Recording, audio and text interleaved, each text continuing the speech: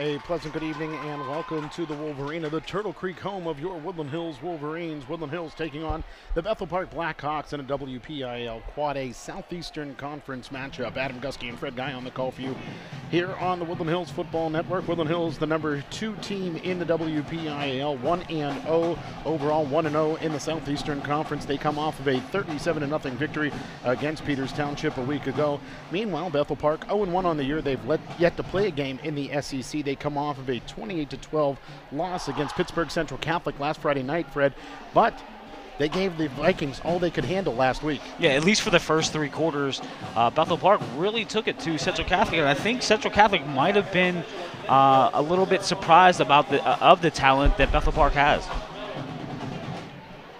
Well, Fred, a week ago, the Woodland Hills Wolverines, a very, very successful outing against Peters Township.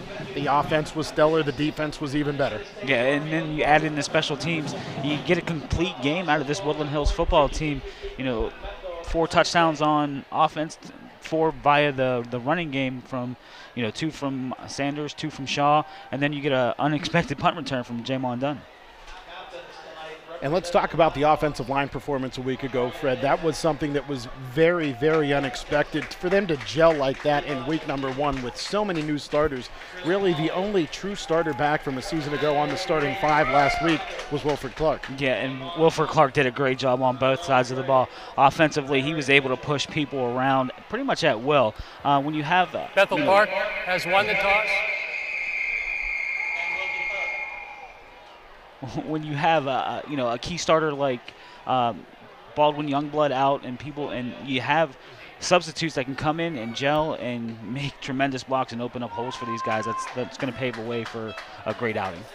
And Fred, let's talk about the performance of both Joel Shaw and Miles Sanders last week. Those guys were absolutely incredible. Yeah, and it seemed like they were feeding off of each other. Joel Shaw started the scoring with his touchdown, which he got a great lead block from Miles Sanders. And then on the next play, Miles Sanders scored a great touchdown off of a key block from Joel Shaw. Well, Woodland Hills will take on the Bethel Park Blackhawks in this WPIAL Quad A Southeastern Conference matchup momentarily here on the Woodland Hills Football Network. We thank you for joining us no matter where you are. And let's take this opportunity while we have a couple minutes to think back, take a moment, and remember what happened 14 years ago today, September 11th, 2001, a day that will be remembered forever. Oh, it certainly will. I mean, it's the day that really united Americans around a horrific tragedy. But things like that, really bring a country together, and that's exactly what we needed at that time. Well, let's hope that we can bring this country together more often. And let's hope this high school football game can at least do that for a few hours here on a Friday night in Western Pennsylvania. Our referee, Larry Kupek, and his crew out there at midfield getting set for this one. The theme of red, white, and blue for the Woodland Hills students and folks on the television side. You can see that they are certainly representing the United States of America quite well as they're starting to fill up that far left-hand side of the bleachers across the field. Along the near sideline, the Bethel Park Blackhawks, they wear their road white uniforms, white jerseys, white pants, black numerals with the orange trim, black helmets with the word Hawks on both sides in orange. On the far sideline, the Woodland Hills Wolverines, they wear their home black jerseys, the white pants. They're going old school for the second week in a row with the black jerseys and the white pants. They wear the turquoise numerals with the white trim and the turquoise helmets with the black ears and stripes. Nearly set to kick this one off here in Turtle Creek, Pennsylvania. Russ Reamer back at WZUM Studios, making sure we're on the radio for you, as well as on the web on WoodlandHillsFootballNetwork.com, 1550WZUM.com, and the MSA Sports Network, and of course our television crew upstairs and out in the bleachers, bringing you our television broadcast as always on our TV affiliates in Rowville, Comcast 13, Penn Hills, Comcast 98, Verizon Fios Channel 37, and on our YouTube channel. Woodland Hills will receive to begin this football game, and they will return it right to left, heading towards the scoreboard away from the parking lot end zone if you are familiar with the Wolverina. Woodland Hills still in their meeting across the field. Larry Whitehurst, special teams coordinator, talking things over with that return team.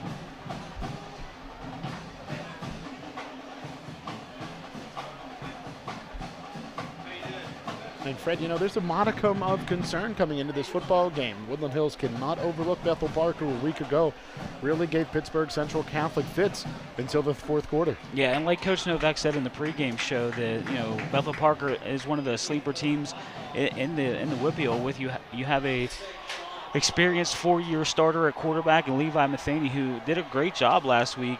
Despite the loss, completing 12 of 26 passes for 141 yards and a touchdown. And the kicker drops his hand, and we are underway in Turtle Creek, PA. This ball will be returned from the 26-yard line by Big Joel Shaw. He tries to spin away from a tackler, but is brought down by John Delano at the 34-yard line, and that's where Woodland Hills will start, first down and 10. And that's probably the best thing Delano could have done, is wrapped up Joel Shaw's feet before he had a chance to get going.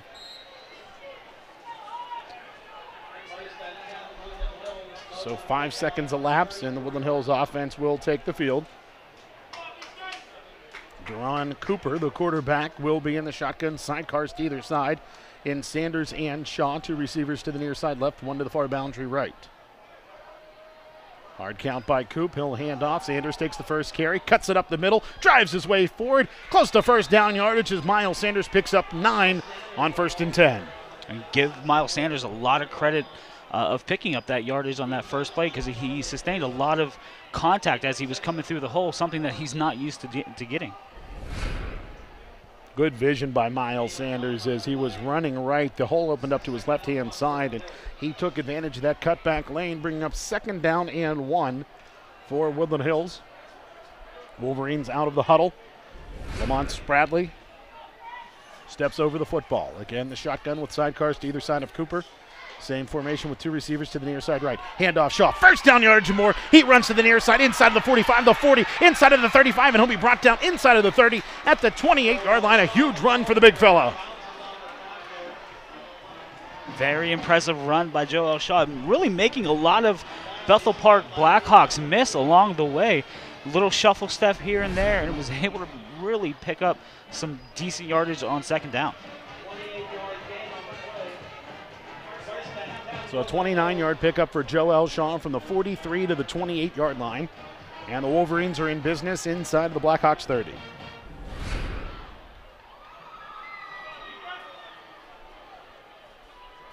Again, the shotgun, 2 receivers to the right of the formation this time. And sidecars to either side of Deron Cooper, and some movement from the right tackle, Eric Mitchell, with the early movement. Prior to the snap, false start, offense, 5-yard penalty, first down. So that'll push the Wolverines back 5 yards, and they will face 1st and 15 from the 33 after the penalty on Eric Mitchell. And that's something a week ago we really didn't see too much out of Woodland Hills in terms of pre-snap penalties. Play run in from the sideline by Mac Hoots. And the Wolverines break the huddle. Spratley steps over the football. 2 receivers to the right of the formation, 1 to the near side left again. Cooper, he'll hand off. Sanders dancing, now breaking to the near side left inside of the 30. 25-20, still on his feet, close to first down yardage. And Miles Sanders brings the Wolverines inside of the red zone to the 17-yard line, where it's a Woodland Hills first down, a pickup of 16 for Miles Sanders. And you mentioned a moment ago his vision. Miles Sanders did a great job. He started that play to the right. Didn't see that there was anything open. Got a great seal block by number 67, Stephen Richter. And then once he had that edge sealed, was able to pick up the first down. Woodland Hills out of the huddle. 2 receivers to the right, again 1 to the near side left. Cooper with sidecars to either side. He'll hand off. And Joel Shaw running right to left. He's met in the backfield, escapes the first wave of tacklers, and gets back to the line of scrimmage, maybe even picking up a yard. And what strength by Joel Shaw on that one. Again, this is a situation where you cannot hit Joel Shaw up high and expect him to fall down, because that's just not going to happen. So a gain of about a yard for Joel Shaw, brings up 2nd down and 9. There's an official's timeout. I'm not quite sure what for. It's actually an injured Bethel Park player along the near sideline who is helped to the near boundary. Chandler Dietz appears to be the injured player for the visitors.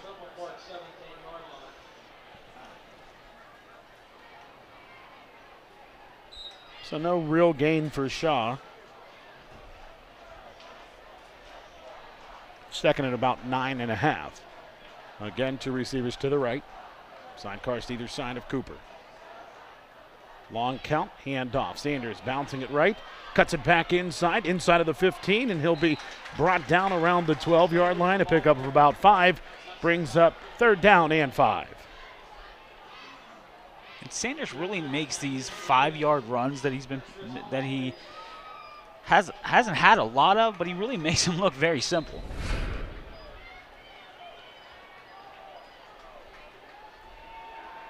Time winding down to just over 9 minutes to play here in quarter number 1. Scoreless here in Turtle Creek, PA.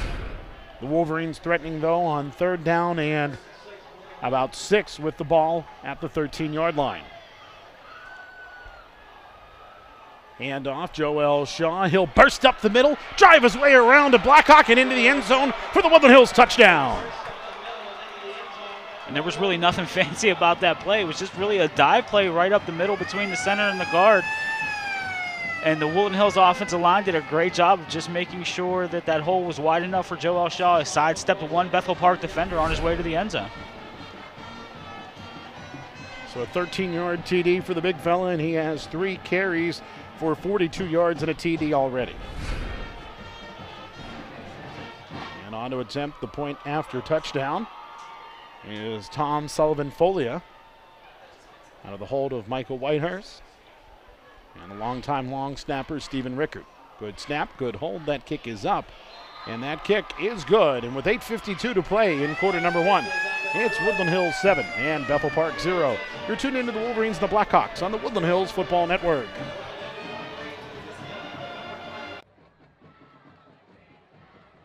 A 13-yard touchdown run by Joel Shaw, and the Wolverines on top of the Bethel Park Black Hawks 7-0. Adam Gusky and Fred Guy on the call for you here on the Woodland Hills Football Network. And Fred, let's take a look at this replay one more time. Just a gaping hole for Joel Shaw, and he had just one tackler challenging him on the way to the goal line. Yeah, great job again. A great job by the offensive line of just opening up that hole that you know, Joel Shaw, as big as he is, just basically danced through it, sidestepped one defender as he was looking at the end zone. And Sullivan-Folia booms this one. It'll carry inside of the 5 to the 4-yard line, where it slides through the hands of Teron Murphy. He'll now be hemmed in by a host of Wolverines down at the 5-yard line, and Bethel Park will start with very poor field position. And I'll tell you what, Fred, the bomb squad was swarming there. Yeah, Saeed Holt came through and literally looked untouched on his way to Murphy for the tackle inside the 5-yard line. Amir Cobb's down there as well for the Wolverines, the diminutive senior receiver. He was down there along with a host of other black jerseys helping make that play right at the 5-yard line, and that's where Bethel Park will start first down and 10.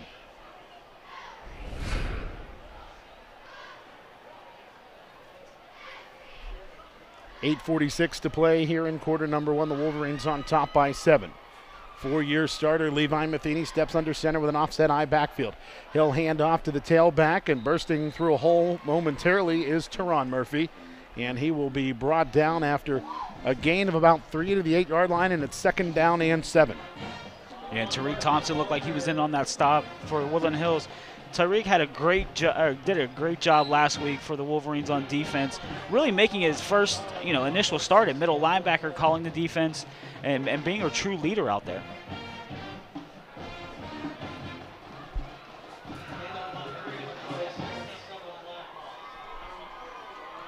High backfield this time behind Matheny on 2nd down and 7 from the 8-yard line. Matheny straight drop back off of play action. He has a receiver down the middle of the field, and it's caught by Charlie Davis, and Charlie Davis will be caught from behind by Mac Hoots, but not before a huge pickup for the Bethel Park Blackhawks into Wolverines territory to the 44.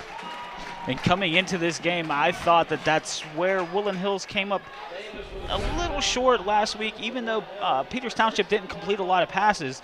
it seemed like a lot of those balls that were dropped by Peters Township wide receivers would come back and maybe bite Woodland Hills in this game with an experienced quarterback like Levi Matheny. 48-yard pass on the first time the Blackhawks go to the air to Charlie Davis. 1st and 10 at the 45. Handoff this time will go to Teron Murphy, and he slides before hitting the line of scrimmage 2 yards deep in the backfield, and that brings up 2nd down and 12. And good penetration by the defensive line. Even though it looked like Murphy might have slipped, Woodland Hills did a great job of getting into the back, or the Woodland Hills defensive line, I should say, did a great job of getting into the backfield before that play could develop.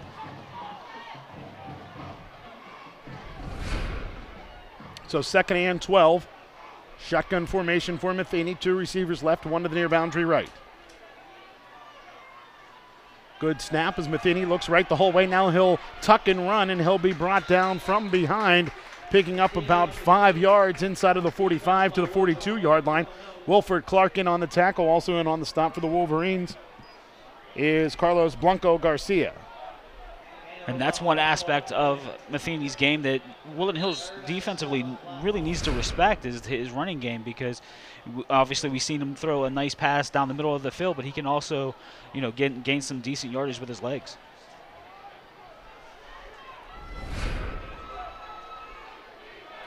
Offset eye backfield behind Matheny on 3rd down and 7 from the Woodland Hills 42-yard line. He'll work off of play action, looking to his left. He's pressured. He's hit as he releases the football, and the ball will bounce shy of the receiver, and that brings up 4th down. Great pressure by the Wolverine defense. Yeah, and some of that pressure is coming from an unlikely source in Joel Shaw. Joel Shaw did a great job of just taking one step to the outside and then just making a beeline on the inside shoulder of the left or the right tackle and putting pressure on Matheny. Coming into this season, Fred, the Pittsburgh Tribune Review said he's one of the best linebackers in the WPIAL. That was a bit of a head scratcher considering he's only played tail and fullback coming into this season. Bethel Park has to use a timeout here on special teams, as the punt unit wasn't completely out there when they went to snap the football. That'll be the first timeout for the Blackhawks. We'll step away as well. 4th and 7 when we return with 6:15 to play in quarter number 1. It's Woodland Hills 7 and Bethel Park 0. You're tuned into the Wolverines and the Blackhawks on MSA Sports and the Woodland Hills Football Network.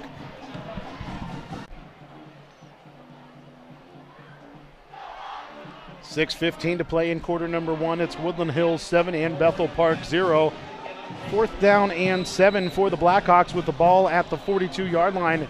Thus far, Fred, we've seen the Woodland Hills offense get things done. The defense bent, but they haven't broken just yet as they force the Blackhawks to punt. Yeah, and really, Woodland Hills defensively needs to shore up the passing game. They've been hurt. They really haven't been hurt in recent games.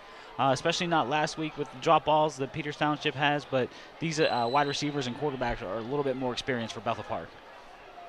Beautiful evening here in southwestern Pennsylvania as the Blackhawks look to punt it away. A low snap, but Matheny grabs hold, boots it away, and it will bounce past Miles Sanders and bounce towards the goal line and into the end zone for a touchback.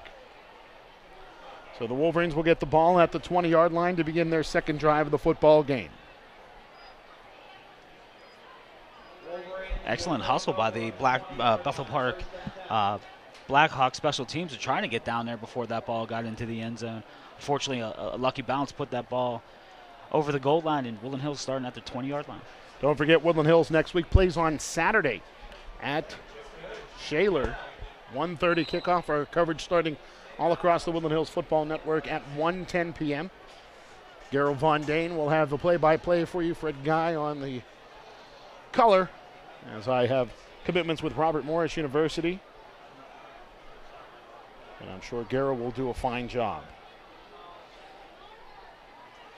Pistol formation with Sanders behind Cooper. Sanders takes the handoff, trying to bounce left. He's met at the line of scrimmage. They'll say he retreated to the 19-yard line, and will bring up 2nd down and 11. Good job of Bethel Park's number 10, Jacob Dixon, of just staying home and making sure that, he didn't get caught inside, enabling Sanders to maybe bounce it outside. So 2nd and 11 for Woodland Hills.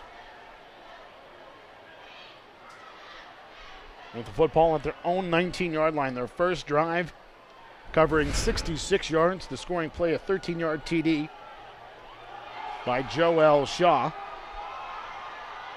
Blackhawks punted on their first possession. This time the shotgun with sidecars to either side of Cooper. He'll hand off to Sanders, who runs to the right, gets a huge block from Joel Shaw, and into open field goes Miles Sanders. 40, 50, 40, 30, 25, 20, one man to beat, 10, 5, dives to the end zone, touchdown Wolverines, an 81-yard TD by Miles Sanders.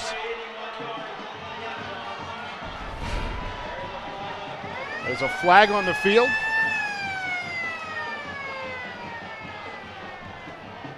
Where could it be? Way back at the 21-yard line? For what? Joel Shaw just absolutely pancaking the blocker? I think one of the wide receivers on that side is going to be called for holding. Well, we'll check in with the referee here once he gives us the indication, but that squanders an 81-yard TD by Miles Sanders. If this is against the Wolverines, by all indications, that's what it is. Holding. Offense.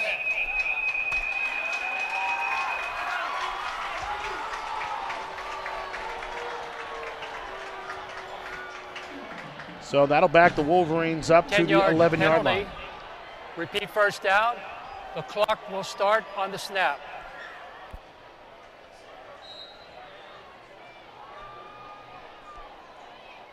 So gain of about 2 for Sanders, and then the Wolverines lose 10 yards.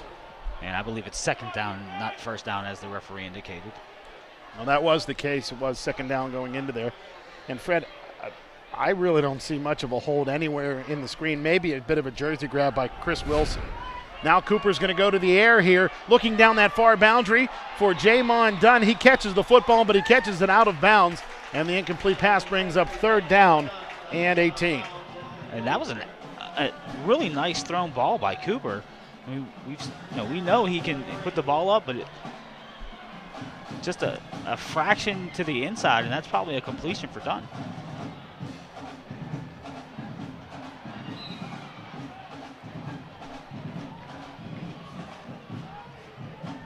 And Adam, just to throw this out there, Bethel Park is certainly susceptible to a long gain, especially on the ground. They gave up a 90-yard run to Central Catholic last week in their loss.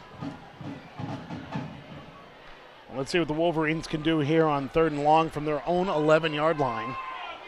Sidecar to the left of Cooper. He'll run off of play action, running to his right-hand side. Picks up a nice block out there on the edge by Stephen Buell, but Cooper will pick up just about 7 yards up to the 18-yard line, and that'll bring up 4th down and 12, and the punt unit comes on. And for a quarterback, Cooper's not afraid to put his nose, get his hands dirty.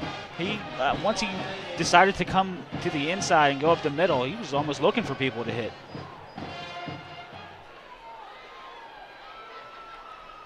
And the ball pooted away by Christopher Wilson. Carries to the middle of the field. Bounces between a pair of Blackhawks, where it'll be returned by John Delano. And he is met shy of the 45-yard line. Again on the tackle is Stephen Rickard. Amongst others, also Mac Hoots on the stop. And Bethel Park with decent field position starting at their own 44. And I wanted to kind of look like the Wolverines were a little deflated after that long run was negated. Those next 2 plays really didn't amount to much, even though it was one long pass and then a nice run by Cooper. But in situations like that, Woodland Hills really needs to stay focused and maintain their drives, hopefully resulting in some points.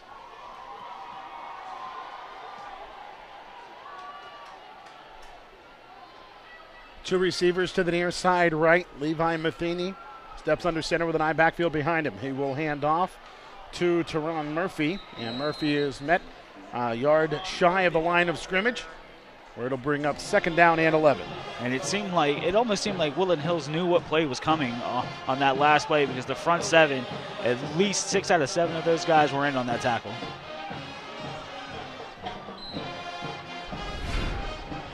They'll say Murphy got close to the line of scrimmage, so no gain on the play.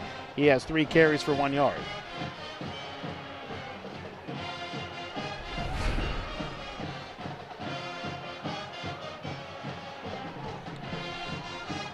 Shotgun formation for Matheny. Trips to the right, one receiver to the far boundary. Left sidecar to the left of Matheny will motion out of the formation to an empty set. Matheny looks left the whole way. Slip screen to Charlie Davis, who's into open field, and he will pick up 10 yards, enough for a Bethel Park first down inside of Woodland Hills territory to the 46-yard line. And that was a nice executed play by Bethel Park, just running the wide receiver screen. Brought Charlie Davis in from the left side, picked up some nice blocking from his lineman downfield, and Bethel Park's got a first down.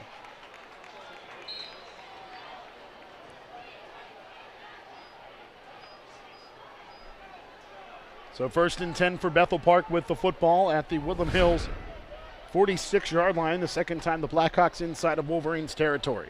2 receivers to the right as Matheny will roll to the near side right. He's pressured, he's hit, he regains his composure, runs to the far boundary, and he will be forced out of bounds near the 40-yard line at the 41, but there's a flag down back inside of the 40-yard line. It was dropped by the referee. Let's see what this is.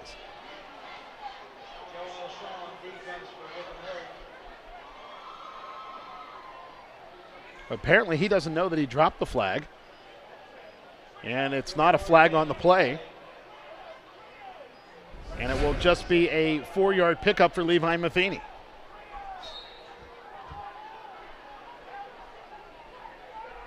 Second and 6 for the Blackhawks. The ball at the Woodland Hills 42.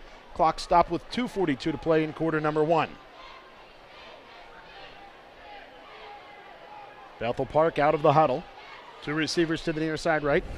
Pistol formation with the tailback to Ron Murphy, bouncing to the far boundary. No, that is Levi Matheny, who will keep it off of the nice fake handoff to Murphy. And Matheny is brought down inside of the Woodland Hills 15 at the 14-yard line. A huge pickup there for the Blackhawks. Yeah, I was even a little faked out by that, the play by Bethel Park. But good job of Matheny of just putting the ball into the belly, reading the defensive end on that side, who was Will Clark, came in, saw that he was pursuing the running back, pulled it out of the belly, and picked up the first down.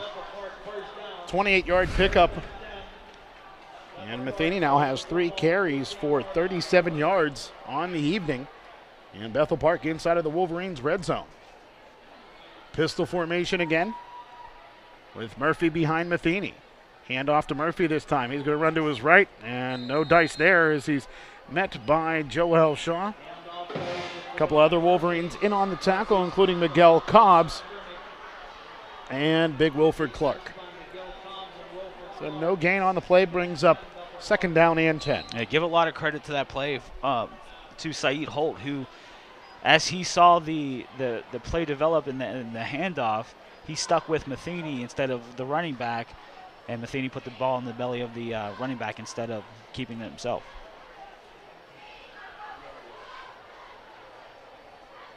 Second and 10 for the Blackhawks. 2 receivers right, 1 to the far boundary left. Matheny off of play action, looks right, pressure. Now he'll roll back to his left, has a receiver open, but short arms the pass intended for Teron Murphy, incomplete. Murphy found himself wide open in the left flat, but Matheny didn't have enough juice on the ball to get it to him. Yeah, pressure is coming again from Saeed Holt on that right side of the defensive line for Woodland Hills. Just basically read past the entire way, came around the right side, and then as Matheny was coming back to make his pass, he was disrupted by Holt. 3rd down and 11 for Bethel Park with the football at the Woodland Hills 14-yard line. Matheny with a sidecar to his right-hand side, trips to the right of the formation. He'll look right the whole way, Will Matheny. Throws it across the middle. The ball is bobbled and then dropped. It was right in the hands of Jacob Dixon, but I think he anticipated a lick coming in there from Dana Wilson-Adams and just dropped the football. Yeah, Matheny might have overthrown it a little bit. Jacob Dixon listed at 6'6", 205 pounds. No reason why he couldn't have jumped up and got that ball.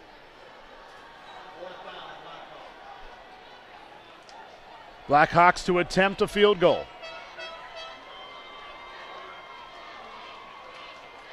On to attempt the field goal is Kelsey Tischler. And the kick is up, and that kick is good. And Bethel Park gets on the scoreboard with 96 seconds to play in the first frame. It is Woodland Hills 7 and Bethel Park 3. You're tuned into the Wolverines and the Black Hawks on MSA Sports and the Woodland Hills Football Network.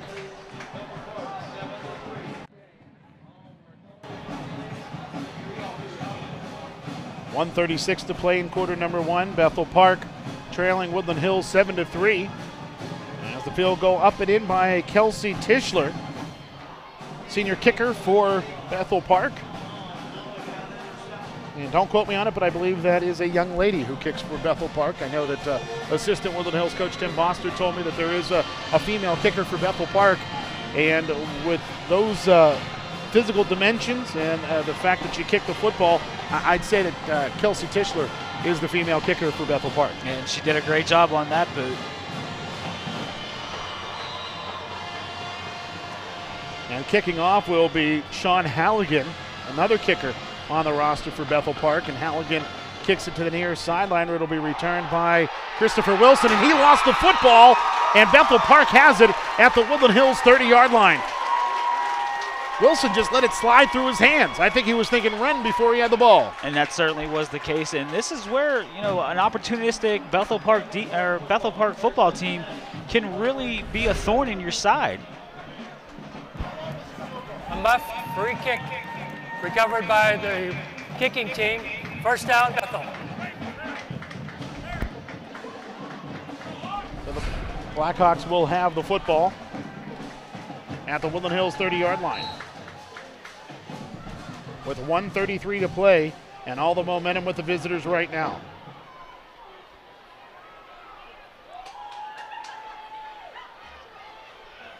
Matheny will step under center with an eye backfield behind him. Play action. Looks straight down the middle, has a receiver, and the Blackhawks lead the Wolverines on a 30-yard touchdown pass to Charlie Davis.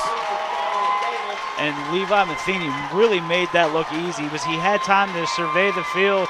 And what's really funny is if I see this correct, I believe the coverage was by number 4, Miles Sanders, and it looked like Charlie Davis just ran right past him on his way to the end zone. Well, in all likelihood, that play action was enough to freeze Miles Sanders at least for a moment. And Miles Sanders trying to play catch-up to no avail. PAT is up and in for Kelsey Tischler. And the Wolverines trail the Blackhawks with 1:27 to play in the first quarter, 10-7. You're tuned into Woodland Hills and Bethel Park on MSA Sports and the Woodland Hills Football Network.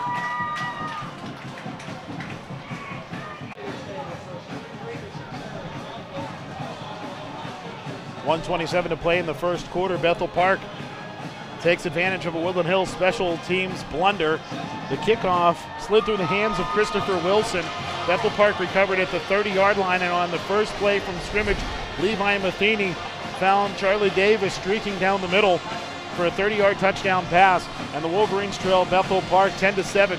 Not only has Bethel Park scored the first points against the Woodland Hills Wolverines this season, Fred, but they lead the Wolverines, and the Woodland Hills trails for the first time this year. Yeah, Bethel Park did a great job of just taking advantage of the momentum from the kickoff, the kick return recovery, and then Levi Matheny really put that ball spot on to Davis as he was crossing the goal line. This time the kick again will sail down the near sideline. It'll be returned by a Wolverine. Derek Caraway, the return man, driving his way all the way near the 50-yard line. A nice return by Caraway up to the 48-yard line. And with Caraway along that near sideline, it may be pick your poison for the Bethel Park Blackhawks on any more kickoffs. Yeah, really impressive return by Caraway. As soon as he got the ball, he just ran full head of steam, picked up some nice blocking and nice spin move as well.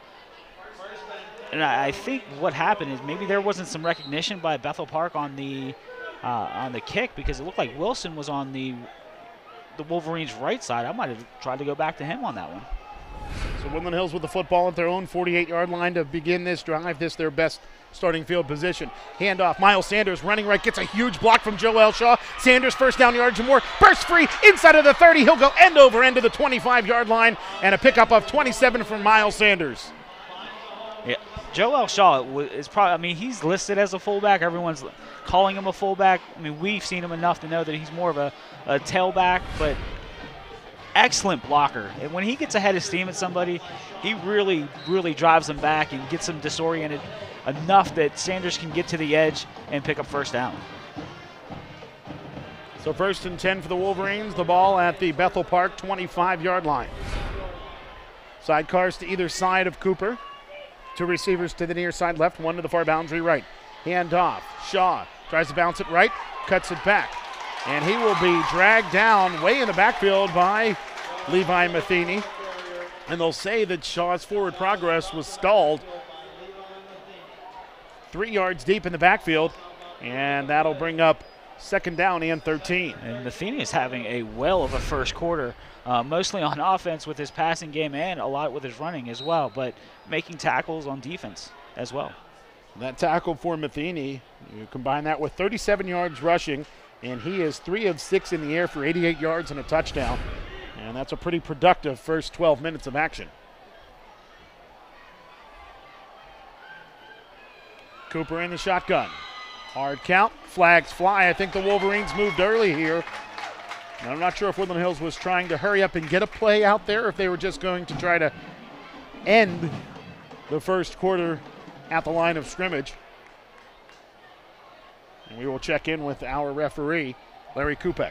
Prior to the snap, false start offense, 5-yard penalty, first down.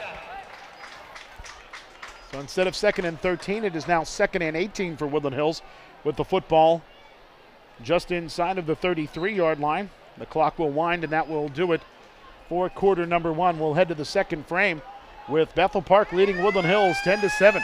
You're tuned into the Wolverines and the Black Hawks on MSA Sports and the Woodland Hills Football Network.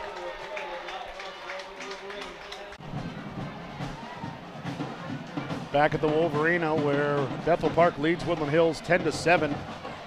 Sun setting on a beautiful evening here in Turtle Creek, Pennsylvania. Adam Gusky and Fred Guy on the call for you here on the Woodland Hills Football Network. And Fred, I think the Wolverines a bit shell-shocked through the first 12 minutes of action here, especially considering Bethel Park has stymied the Woodland Hills offense at times, and most notably, they have that 10-7 lead. Well, they really shouldn't be shell-shocked knowing what they did against Central Catholic last week, but Bethel Park's doing a great job of exploiting some coverage errors by Woodland Hills in the passing game.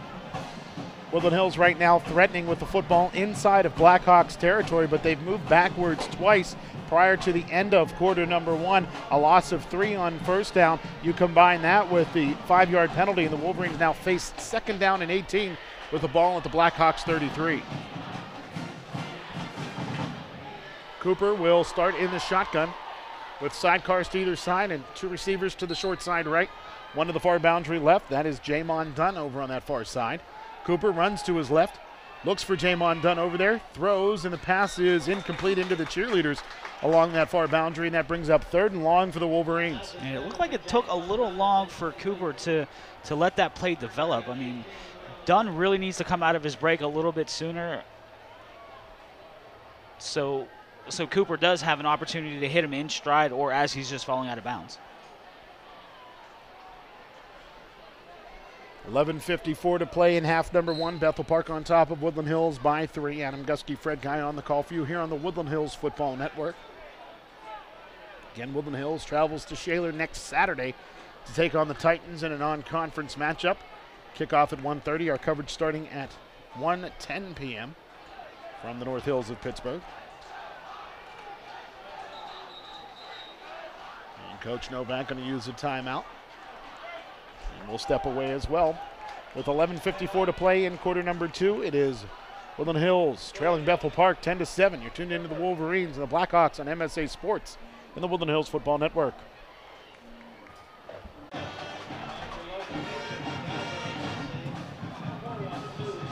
$11:54 to play in half number 1. Woodland Hills trailing Bethel Park 10-7. Wolverines with the football at the Bethel Park 33-yard line. It's 3rd down and 18, and Levi Matheny taken off of the field has a bloody elbow, so the Blackhawks will be without one of their linebackers for at least one play.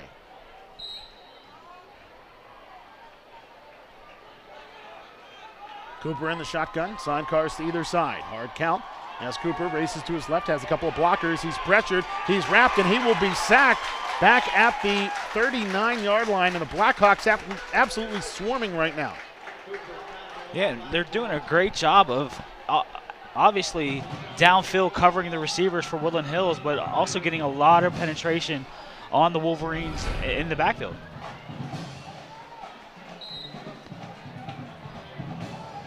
Christopher Wilson on to punt it away for Woodland Hills. Bethel Park. And the punt protect is Chris Wilson runs to his right, avoids the rush man, and boots it to the near boundary where it goes out of bounds. And they will say it goes out of bounds just shy of the 15-yard line, where it'll be first down and 10 for Bethel Park. Yeah, it looks like shades of Harry Randall back there with the, the green light to run the ball if needed. But Chris Wilson has done a great job in the punt game of putting, their opponents in deep territory. So Bethel Park starting this drive with 11:11 to play in half number 1 at their own 15-yard line. Woodland Hills has been forced to punt on their last 2 possessions.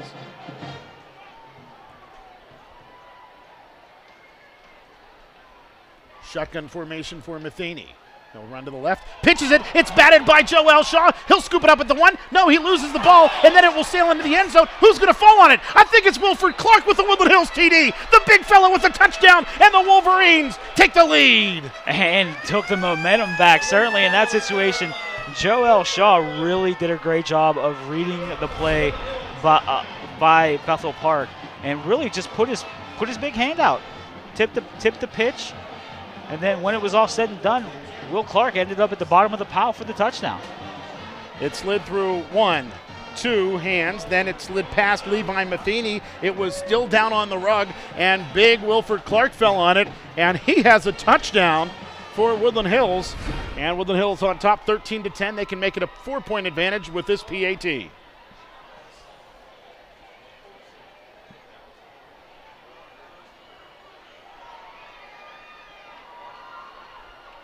Tom Sullivan Foley on to attempt the PAT out of the hold of Whitehurst. And the kick is up, and the kick is good. And with 11:01 to play in quarter number 2, the Wolverines re-seize the lead, 14-10 over Bethel Park. You're tuned into Woodland Hills in Bethel Park on MSA Sports and the Woodland Hills Football Network.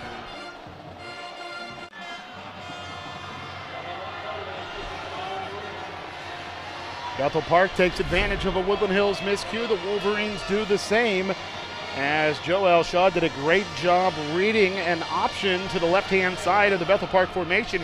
He batted it loose, tried to scoop it up at the 1-yard line. It slid through 2 Wolverines' fingers, and then big Wilford Clark dove on the football in the end zone for the Woodland Hills touchdown. The PAT by Sullivan Folia, and the Wolverines back on top, 14-10. And that really didn't take very long for Woodland Hills to gain the lead. Great job defensively by Joel Shaw. We know what he can do on offense. Now he's just showing what he can do on defense as well.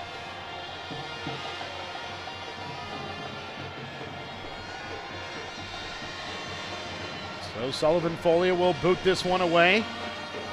A line drive kick bounces at the 11-yard line. It'll be scooped up by the Blackhawks at the 8.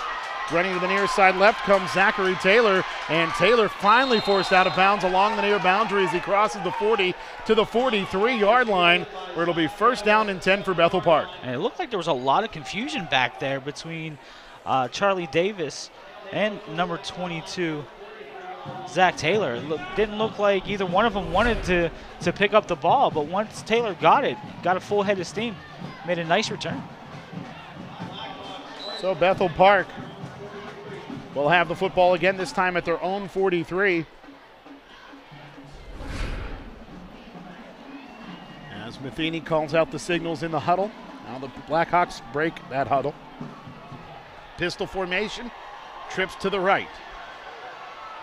Snap high, throw to that far side right. They're going to say that's a forward pass. It looked lateral from our vantage point, but the pass slipping through the hands of John Delano to the carpet, and the incomplete pass brings up second down and 10. And I think Woodland Hills got really lucky on a miscommunication in coverage, because Bethel Park came out with trips to the right. Woodland Hills only had 2 defenders to that side. Fortunately for Woodland Hills, that ball was tipped incomplete. If not, who knows what might have happened. Second down and 10 for Bethel Park.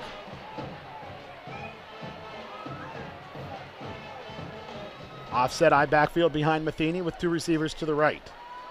Long handoff to that right-hand side. Big cutback lane for John Delano. He's into the open field down the near boundary. He will be finally forced down out of bounds at the Woodland Hills 32-yard line. A big pickup there for the Blackhawks. And the Bethel Park team is moving again. And Delano really caught the Wolverines in an over pursuit. All 11 Wolverines seem to have been going to the left-hand side. Delano picked a lane to cut back, and once he saw that cutback, he saw a lot of green field ahead of him.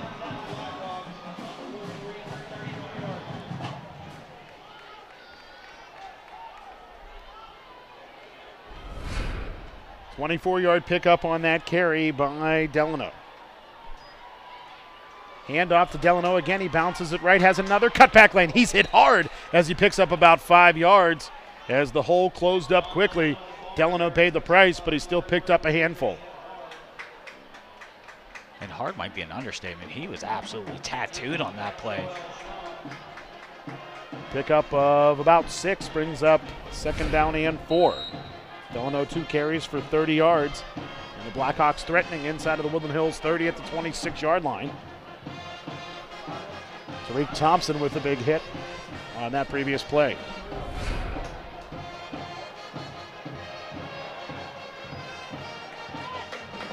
Two receivers to the left, one to the far boundary right. Matheny pressured. He's going to step up into the pocket. He's banged around and brought down. A host of Wolverines there. Credit the tackle to Damon Johnson amongst others. So no gain on the play, brings up third down and 4. And I was looking to see who got the pressure, and it looks like it was number 59, Ramon Childs, 6'1", 218-pound junior. Got a lot of penetration on that last play.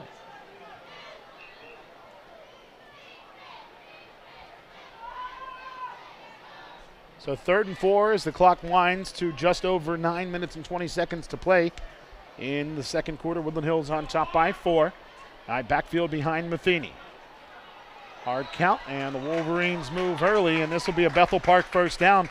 And Fred, this is the 3rd time that the Wolverines are guilty of a pre-snap penalty today. Yeah, 2 on offense, now prior one on to the defense. snap, encroachment, defense, 5-yard penalty. So 1st and 10 for Bethel Park with the ball at the Woodland Hills. That results in a 21-yard first line. down. 8:49 here in quarter number 2. Woodland Hills on top by 4. Blackhawks doing a good job of taking the wind out of the Wolverines' sail after Woodland Hills made a big play to re-seize the lead. Shotgun, hand off, running to the right-hand side goes Murphy, and Murphy into open field inside of the 10 before he's finally brought down at the 8-yard line. And a pickup there down to the 8-yard line, a gain of 13 for Murphy. Brings up 1st and goal for the Blackhawks. Yeah, Murphy didn't get a lot of help from his offensive line on that last play, but he did a great job of making the most of what he had, bouncing off at least 3 Wolverines on his way to picking up 1st and goal. First big gain of the game for Murphy, who now has a handful of carries for those 14 yards. 1st and goal. The ball at the 8. Tight to the left of the formation. Handoff. Delano runs to the left. Tries to turn the corner, but he's spun down by Tariq Thompson right around the 6-yard line. A gain of about 2 brings up 2nd and goal at the 6. Yeah, I thought that was going to develop into some points for Bethel Park, but Woodland Hills did a great job of pursuing Delano, and Tariq Thompson has just been an absolute man-child out there for Woodland Hills on defense so far this season. 7:43 as the clock winds here in the second quarter. The Wolverines up by 4, but Bethel Park with the ball, 2nd and goal at the Woodland Hills 6-yard line. Some confusion in the Bethel Park backfield as Matheny has to talk things over. And it looks like his father, Jeff, along the near sideline needs to take a timeout, so we will step away too.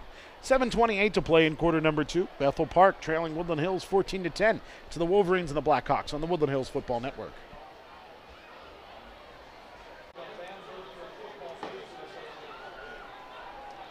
Second and goal at the 6-yard line for Bethel Park. Blackhawks using a timeout to talk things over after some confusion coming out of the huddle. Still looks like there's some confusion on the field after the timeout. And Bethel Park has to run in a receiver very late, as Matheny in the shotgun with a sidecar to his left and two receivers to the far boundary right, tight end to the left of the formation. Matheny's going to run left to the strength. He drives his way forward, gets down near the 2-yard line before he's batted around and brought down. Tackle made by Miguel Cobbs, but it's now 3rd and goal inside of the 2. And a great decision by Bethel Park to come out of that timeout and run the ball with Matheny. He's been their most aggressive offensive player so far in this game. Levi Matheny, 27 yards on the ground on 6 carries. Unfortunately, he is responsible for the 13-yard loss and the fumble for the Blackhawks on the big play by Joel Shaw. Sidecars to either side of Matheny on the tight shotgun. He's going to drive his way forward, gets to the line of scrimmage, and they will say he crosses the goal line for the 1-yard touchdown, and the Blackhawks back on top by 2 with the PAT pending.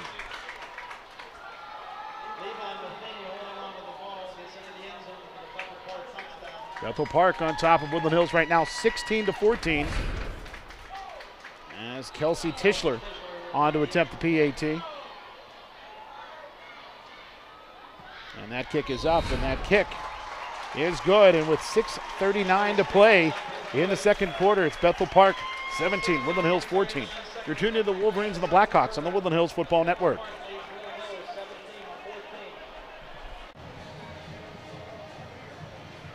Bethel Park re-seizes the lead with a 1-yard touchdown run by Levi Matheny.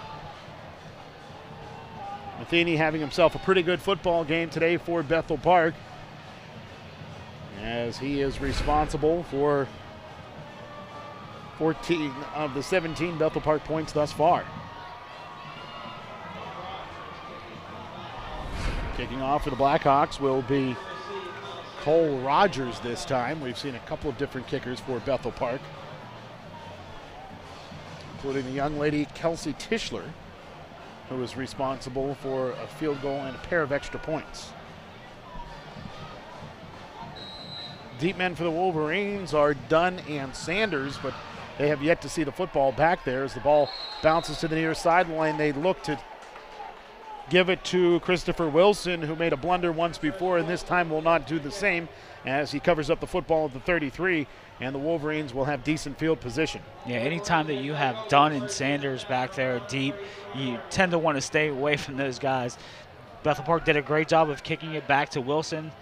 This time Wilson made a great decision to just cover it up and let the Wolverines start with pretty decent field position. Wilson was on the left-hand side of the kick return formation when he fumbled the football. He's been on the right the last 2 times the Blackhawks have kicked off. This time they went back to him.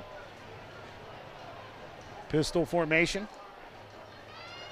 Cooper will hand off to Miles Sanders. He'll run to the left-hand side, has some room inside of the 50, the 40, the 30, the 20, 15, 10, 5, end zone, touchdown, Miles Sanders, and this time there's no flags to bring it back. Yeah, that's exactly what I was looking for. Once he broke it into the open field, I stopped looking at Miles Sanders and started looking at the field for any flags, but Miles Sanders did a great job, picked up a really nice block by one of his wide receivers on the left side. And then once you give Miles Sanders that much open field, it's end zone time. 127 yards and a touchdown today for Miles Sanders. So a pretty ho-hum afternoon, or evening rather, for the future Penn State Nittany Lion. And one 89-yard run that was called back. That's correct. So Tom Sullivan Foley on to attempt the PAT. Woodland Hills on top by 3 right now. 20-17, this can make it a 4-point advantage. PAT is up, and that is good. And Woodland Hills back on top by 4, 21-17 with 6:26 to play in the second frame. You're tuned into the Wolverines and the Black Hawks on MSA Sports and the Woodland Hills Football Network.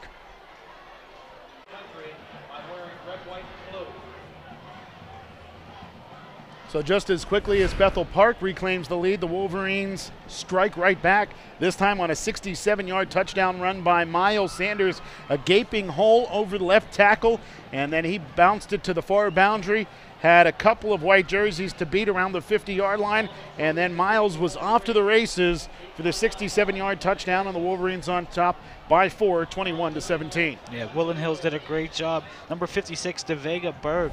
Nice pull job, nice pulling around to the left side, nice kick out block, and then again, got a nice block downfield from one of the wide receivers. So one deep man back is Teron Murphy for Bethel Park as Tom Sullivan-Folia looks to boot it away. And Fred, right now it's time for the Woodland Hills defense to buckle down. We saw them make a big play. They need to now stop a long drive by the Blackhawks. Yeah, they need to get Matheny under control as much as possible. Wolverines having a tough time controlling the kickoff returns as again we see a return man run right to left in Zachary Taylor. And Taylor carries this ball up to the 45-yard line. And clearly, Bethel Park saw something on tape with taking the ball from the right-hand side of the kick formation to the near side, left-hand side of that field. Yeah, Taylor's doing a great job of picking up substantial yardage on these kickoff returns for Bethel Park, putting Bethel Park in prime real estate to put some more points on the board before the half's over. Just 55 yards from pay dirt are the Blackhawks, and we've seen them be able to strike quickly and also maintain drives. This time the slip screen to the far sideline goes to John Delano, and Delano is banged around and brought down after about an 8-yard gain by Miguel Cobbs, and it'll bring up second down and 2 for Bethel Park inside of Woodland Hills territory at the 47. Yeah, I still don't understand why Woodland Hills is not bringing over 3 defensive backs to the right or to the left side of their defense to cover up these Bethel Park offense when they're in the trips formation.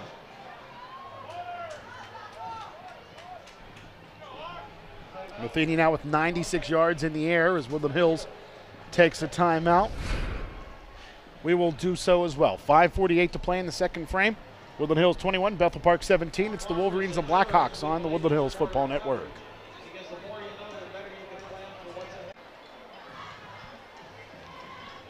(21-17), Woodland Hills leading the Bethel Park Blackhawks. 5:48 to play here in the second quarter. It's been a dogfight through the first quarter and a half here in Turtle Creek, Pennsylvania. The Wolverines strike, the Blackhawks strike back. Bethel Park has led the Wolverines on 2 different occasions. This is the 3rd lead of the game for the Black and Turquoise. Handoff to the near side left. Delano slides his way forward. First down yardage and more for Bethel Park inside of the 45-yard line to the 43. A pickup of about 4, and it is 1st and 10 for Bethel Park at the Woodland Hills 43-yard line. And Delano's not a big back by any means, listed at 5'6", 145 pounds. Very diminutive for a quad 8 running back. Bethel Park eating up some clock here. 5:25 as the clock winds. Blackhawks out of the huddle with a short shotgun formation. Trips to the right. One to the near side left. Throws across the middle, and Jacob Dixon on the reception, and he'll be brought down inside of their 25 at the 24-yard line. And a pickup of 19 yards for Bethel Park, and it's the Wolverines again letting the Blackhawks move the ball deep into Woodland Hills territory. And Bethel Park got really lucky on that play that the flag wasn't thrown on number 4, Teron Murphy. It looked like he started to go into his bubble screen a little too early, but Matheny did a great job of looking downfield to Dixon, and nice catch, nice pitch and catch from those two. Matheny now with 115 yards in the air. Offset eye backfield behind him. 2 receivers to the right of the formation, tight end to that side as well. Handoff, Delano, cut back lane, but he'll be dumped end over end down at the line of scrimmage. The ball squirted loose, but Miguel Cobbs had already thrown Delano to the turf before the ball came loose, and a gain of 1 brings up 2nd down and 9. And Miguel Cobbs is a very active defensive tackle. We've seen him make tackles down the field, inside the backfield, at the line of scrimmage. He's doing everything possible that he can to stymie this running game for Bethel Park. 2nd and 9 for the Blackhawks as the clock rolls down to just over 4 minutes to play before halftime. Matheny in the shotgun. 1 receiver left, 2 to the far side right, and a sidecar to his left. Long count by Matheny. He'll look left the whole way, throwing it to the end zone, and the pass is incomplete, and there'll be pass interference against the Wolverines as the Woodland Hills D-back down there. Jamon Dunn never turned around. I didn't think he interfered at all. I thought it was great coverage by Dunn. A lot of coaches now teach their D-backs not to turn around no matter what. Dunn did a great job of listening to what his coaches did and got in between Levi Matheny and the football. To the goal, first down. So half the distance to the goal for Bethel Park. Will move the ball from the 23-yard line to inside of the 12.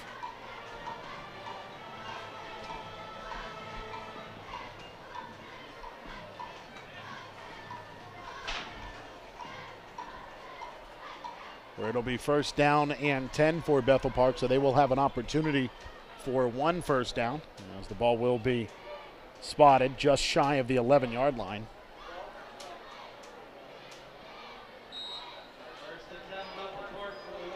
So the Blackhawks have it deep inside of Woodland Hills territory here with plenty of time before halftime. Offset eye backfield behind Matheny. Long handoff to the right-hand side. Delano tries to bounce it outside, then cuts it back in, and he will be met at the 10-yard line and dumped down there by Wilford Clark. But Delano with the pickup to the 10-yard line brings up second down and about 8. And I like what Bethel Park is doing. They're bringing in number 86, Brendan Todd, 6'4", 163-pound senior wide receiver, putting him on the edge, possibly setting up something for a fade route.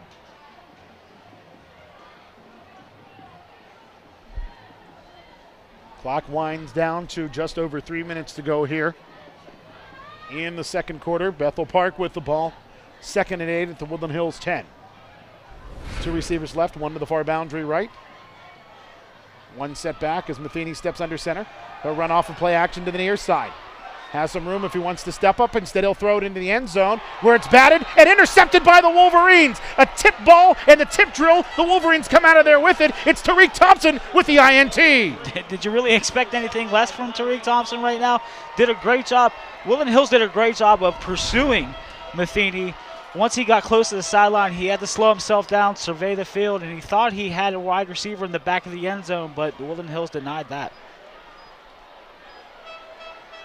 And Fred, as a Woodland Hills linebacker, how often you guys worked on that tip drill. And right there, it was Tariq Thompson who not only tipped the football, but came down with it himself. Yeah, every day you practice the tip drill. You slap it up in the air for another teammate to go get it. You scream bingo. That time, Tariq Thompson didn't have to scream at all because he tipped it right to himself, and good concentration of bringing that ball down. So Woodland Hills will get the football with 2:48 to play at the 20-yard line after the INT by number 2. Miles Sanders bouncing it left to the 25, up to the 30-yard line where he'll be brought down after pickup of a dozen to the 32. Man, he looked like he probably would have got a couple more yards had he not run into the back of Jamon Dunn. 139 yards on the ground for Miles Sanders to go along with the touchdown. Miles a week ago, 10 carries for 142 yards and a pair of touchdowns. So he has nearly eclipsed that total here in half number 1. And if he didn't have one TD called back, he would have eclipsed it a long time ago. Delay handoff to Joel Shaw. Has a hole. Has a first down for the Wolverines as he powers his way for an 11-yard gain. What I like about Joel Shaw is a lot of running backs have a tendency to, once they get to that second level, to bounce it outside. Joel Shaw really keeps the ball right in the middle of the field, picking up some added yardage along the way. Clock winding down towards 2 minutes to play in the second quarter. Woodland Hills looking to take advantage of the second Bethel Park turnover of the football game.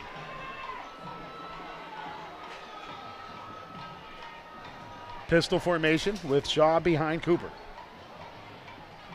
Cooper will hand off to big Joel Shaw. Tries to sidestep a couple of Blackhawks, able to drag a white jersey with him for a pickup of 3 across the 45 to the 46. And that's one of the more powerful runs by Joel Shaw, just really putting his head down, trying to find somebody to hit and pick up some nice yardage on the first down. Clock winds down under 90 seconds to play. Sure, Woodland Hills wants to get some points on the board here, but more importantly, kill the clock while doing so. Shotgun. Shaw, the sidecar to the left of Cooper, with 2 receivers left and 1 to the near side right. Hard count by Coop. He'll drop back, has some time, now some late pressure. He's going to step up, and he is spun down right at the line of, or the original line of scrimmage at the 43. A loss of 3 brings up 3rd down and 10. And a great job of Bethel Park. They're really only rushing 3 players right now, 3 defensive linemen. So I'm not exactly sure where the breakdown in communication was. Woodland Hills, their 3rd and 5 timeout. So Woodland Hills uses their last timeout, but we're going to keep it here, Fred, with just under a minute to play in the second quarter. And let's talk about Woodland Hills, their strategy here on 3rd down and 10. We've seen them move the ball running it very well in this drive. They went to the air there, and Cooper took a minute to make a decision. I think had he tucked and run, he'd have picked up a few positive yards. Instead, he hesitated and lost a couple back to the 43-yard line. So Coach Novak here, does he go to the air again, or does he dial up a run? You might want to dial up a run in this situation. Bethel Park, their secondary has done a great job. If I can recall correctly, has Woodland Hills completed a pass today? No, Cooper is 0 of 2 on the affair, and he has 3 carries for -2 yards, including being sacked twice. So Bethel Park knows that they can get to Cooper, even rushing just 3 or 4 guys. So Woodland Hills will probably be better off running Shaw, Sanders, or maybe a fake with Cooper up the middle. Shotgun, 2 receivers left, 1 to the near side right. Cooper going to throw it to the left to Miles Sanders. He has a blocker in front of him. First down yards and more, 40, 30, 20, 15, 10, 5, end zone for the Wolverines. I'm looking for flags again. I don't see any flags. Or you can run a slip screen with Sanders and score a touchdown that way too. And that's the second time we've seen a screen turn into a big play this season for Woodland Hills. Last week it was Cooper to Dunn. This week it's Coop finding Miles Sanders at the 41-yard line, and Miles did the rest. Well, we know Miles Sanders is a very multi-dimensional running back. We've seen him throw passes. We've seen him run the ball, obviously. And now we've seen him taking passes out of the backfield and finding the end zone. Miles Sanders, second TD of the game, this time on a reception, a 57-yarder. And Tom Sullivan-Folia on to boot it away. 10-point lead right now for Woodland Hills. Make it an 11-point advantage with just under 46 seconds to play in the second quarter. The Wolverines have opened up an 11-point lead, 28-17. Well, Fred, that's the way the Wolverines wanted to get it done there. I think they may have been happy killing a little bit more clock, but you can't be upset with putting points on the board yet again. No, especially coming from the passing game, where Woodland Hills, up until that point, where they were 0 for 2. Cooper had a nice pass to Dunn. Unfortunately, it was out of bounds, but once you get Miles Sanders in open space, I don't care if it's by the pass or the run, it's very hard to track him down with his speed and the agility that he possesses. If you're Bethel Park, you've got to be deflated. After a couple of times taking the lead over Woodland Hills, you made a couple mistakes. You overcame those mistakes when you drove the ball all the way down to the Woodland Hills 6-yard line. Actually, and ended up with an interception by Tariq Thompson, and the Wolverines turned that INT into another TD, stretching the lead to 11. Yeah, I think, but even with a proven leader like Matheny, I don't think there's any quit in this Bethel Park Blackhawk team.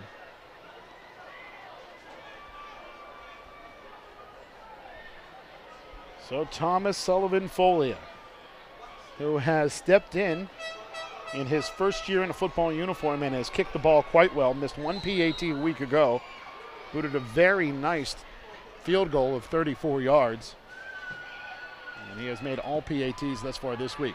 A nice squibbing kick to the near boundary will bounce to the 29, where it'll be returned by Bethel Park's Devin Andres. And Andres will drive his way up to the 33-yard line. And some pushing and shoving after the play, and a flag comes in. And we will check in with our referee to see what the case may be here. Dead ball, personal foul against the kicking team, 15-yard penalty, first down.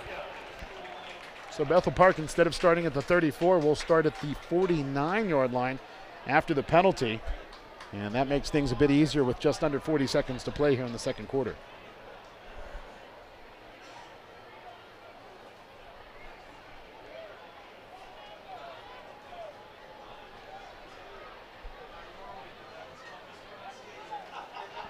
Blackhawks out of the huddle. Woodland Hills slow to get out of the huddle, but they will set the defense.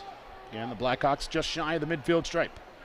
High formation to the right of Matheny, who's in the shotgun. Now they'll motion to a one-back set. Matheny rolls to his right, throws the ball out there, and the ball is incomplete through the hands of a receiver out there, Charlie Davis, and he may have gator-armed it because he saw a couple of black jerseys converging. Yeah, I mean, excellent pass by Matheny, and he's actually really been spot on pretty much all day long, with the exception of his interception in the end zone. And Charlie Davis is a proven receiver. He's done a great job for Bethel Park in these first two games, and burning, well, quote-unquote burning, Miles Sanders for a touchdown. Twins to either side as Matheny's in the shotgun. Sidecar to his right. Matheny, he'll look left the whole way this time, and this time he will find Charlie Davis, who is wrestled down inside of Wolverine territory at the 44-yard line, a gain of just 6, but the clock winds. And I don't know if Bethel Park has any more timeouts left. They burned a couple in the first quarter, from what I can recall. I do not believe they do. The snap is loose on the carpet, and the Blackhawks are forced to scoop it up as Matheny will run to his right. Now he's retreating, coming back to the near side left. He has an opportunity to throw the ball down the field, but it'll be intercepted by Woodland Hills. It's Saeed Holt with the football, running to his left-hand side, now cutting it back to the near boundary, now sliding through white jerseys, and Saeed Holt still on his feet up to the 41-yard line, and that'll be the final play of the half and the third takeaway by the Black and Turquoise. A lot of miscommunication in that play for Bethel Park. It didn't look like Matheny was even ready for the snap when it came through his legs. And then once he picked it up, he was doing everything he possibly could to get the ball downfield. And Woodland Hills did a great job of pursuit. And then once that ball was thrown, Saeed Holt made a nice catch and a subsequent return. So the end of the half, Woodland Hills goes into the locker room up by 11, and the momentum securely in their hands. We're going to step away on the television side. When we return, it will be half number 2 for folks watching on all of our television affiliates and on our YouTube channel. On the radio side, we want you to stay tuned for the Woodland Hills Football Network halftime show. Again, your halftime score, Woodland Hills 28, Bethel Park 17. It's the Wolverines and the Blackhawks right here on the Woodland Hills Football Network.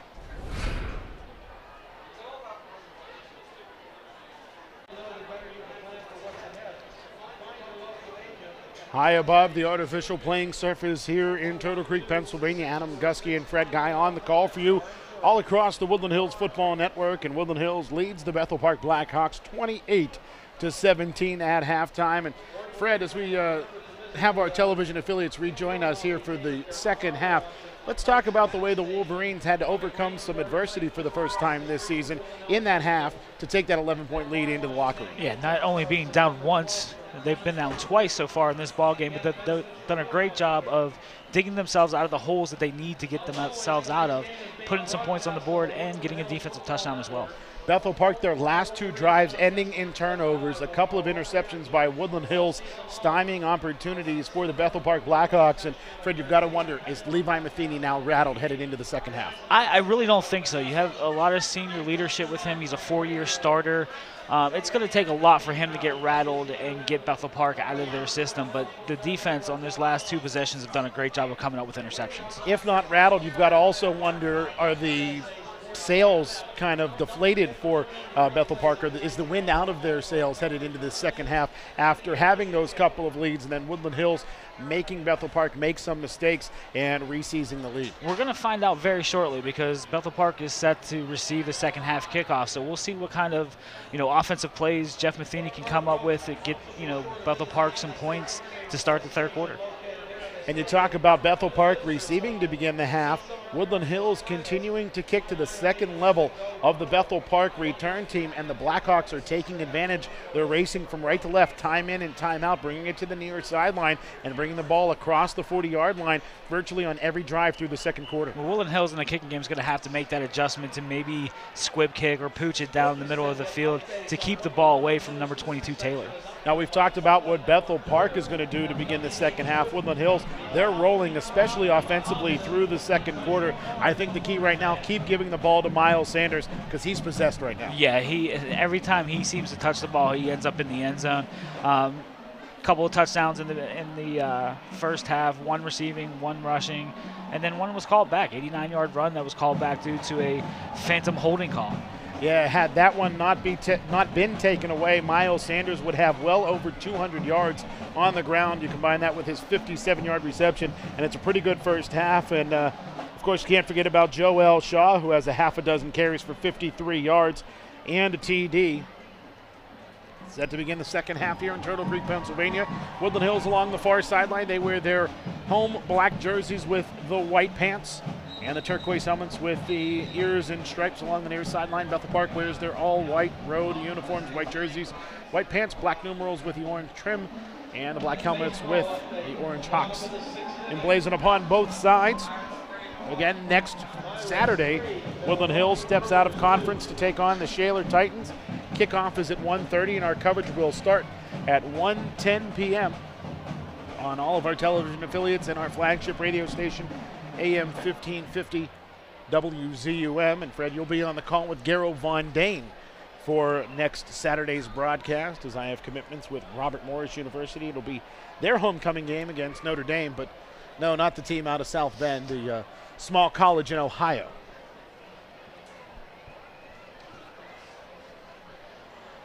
So as we talked about, Woodland Hills will kick off to begin the second half. It will be Tom Sullivan-Folia. And, you know, Fred, he's really done a remarkable job. The kid had never put on a football uniform before mid-August.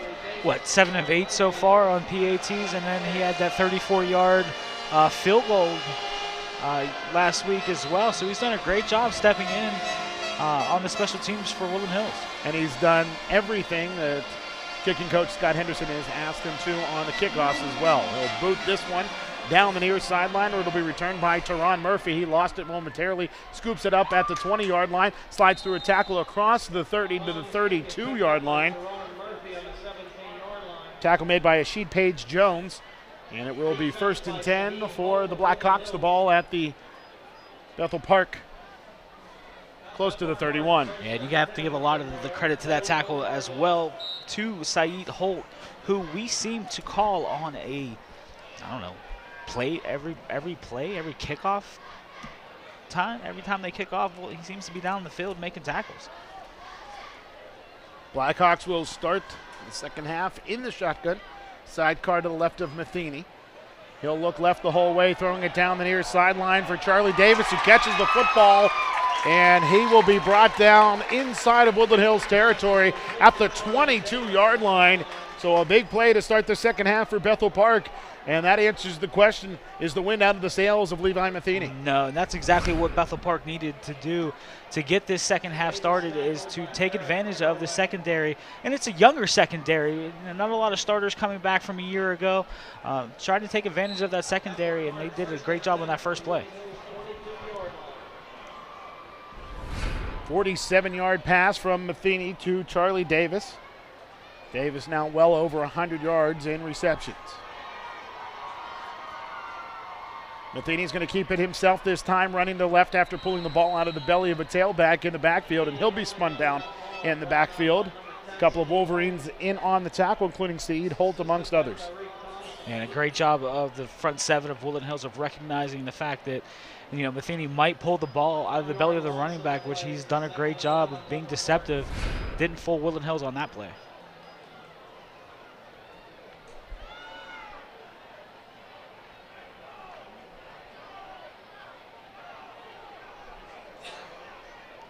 Blackhawks out of the huddle, trips to the right of the formation. Shotgun with a sidecar to the left of Matheny. And Matheny's going to keep it, running to his left-hand side after pulling the ball out of the belly of Teron Murphy. And a nice open field tackle along the near boundary by Saeed Holt keeps it at a modest gain of about a yard. And I'm not sure if that was an intentional. I mean, it looked like they, the running back and Matheny bumped into each other.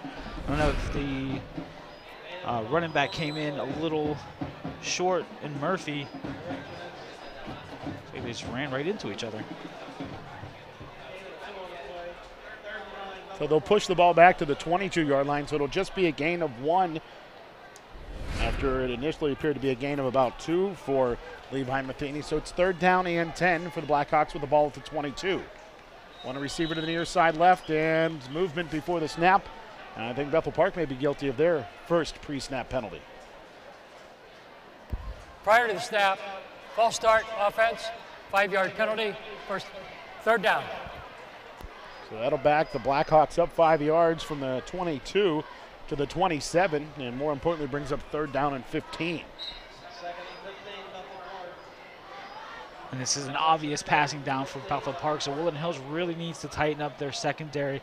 They've been Bethel Park has been running a lot of trips to the right side, with a left-handed quarterback, so it leaves your solo receiver to the left side one-on-one with virtually no coverage over top.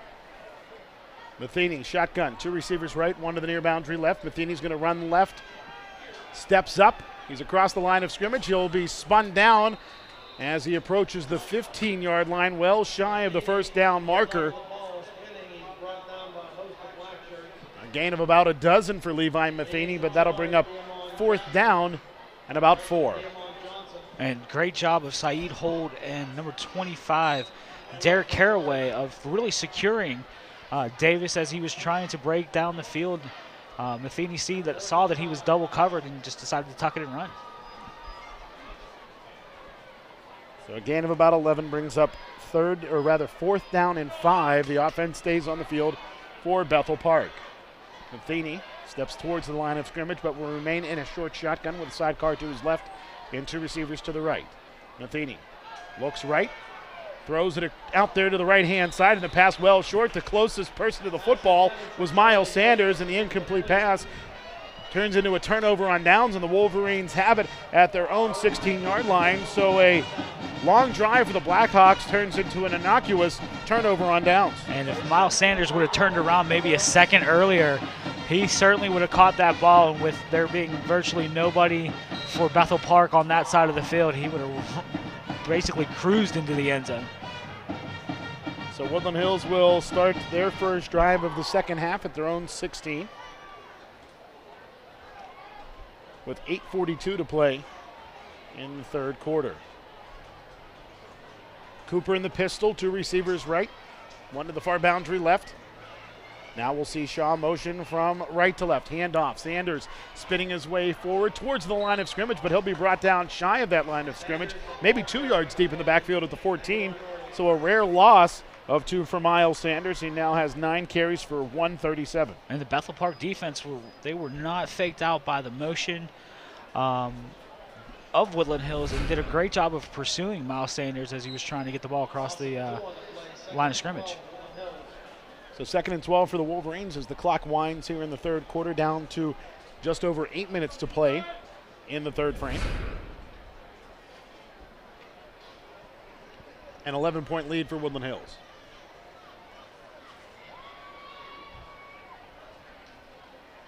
And Cooper is going to keep it off of the play action handoff to Shaw, and here comes Cooper down the near boundary, spun down, crossing the 20 to the 23-yard line, where it will be 3rd and a lot more manageable, Fred. Yeah, what I've noticed the play before, Miles Sanders seemed to be limping off the field.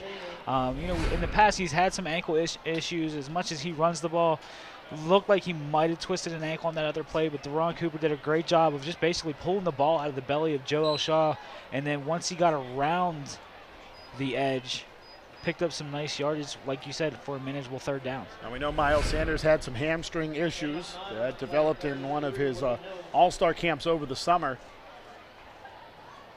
and that kind of hobbled him through camp a bit, but certainly until now doesn't seem to have affected him. He's put together 2 very nice performances thus far. Pistol formation. Handoff. Joel Shaw lowers the shoulder, now bounces to the near side, spinning his way forward, approaching the 1st down marker, and Joel Shaw turned chicken salad out of you-know-what. Yeah, he did a great job of really keeping his feet moving as he came through the line of scrimmage. He bounced off a couple of defenders and then picked up the 1st down. Great effort, great second effort by Joel Shaw.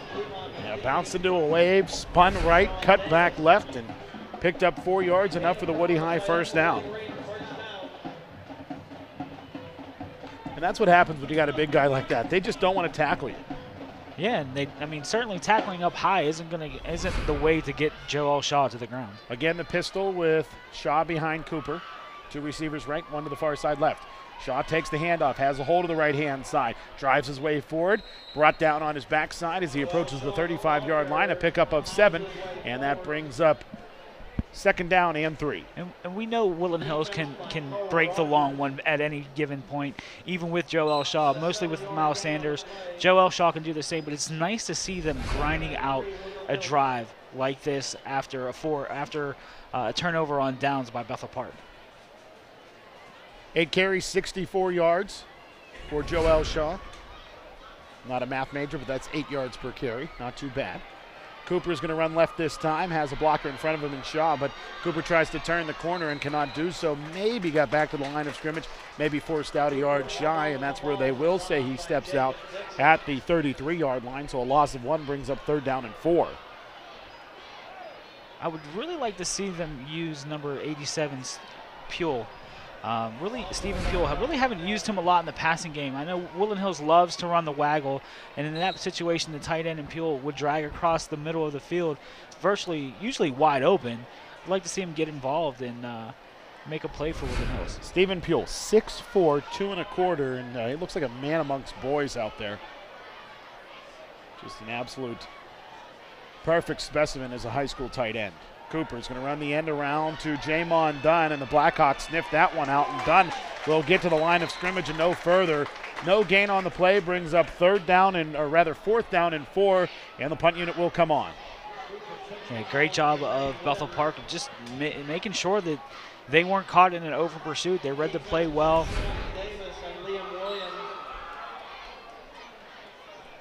Christopher Dunn will come on to punt this one away for Woodland Hills. 2 return men for the Blackhawks.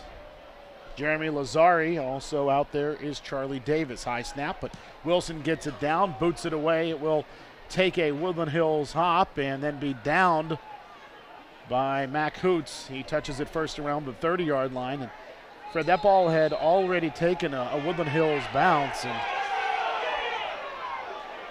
I think Hoots would have been well served not to touch the ball around the 30 and let it see what it did once it hit the ground around the 29. Well, I think Hoots was either blocked into or started to stumble as he approached the ball, and then when that ball took some backspin. 30-yard line.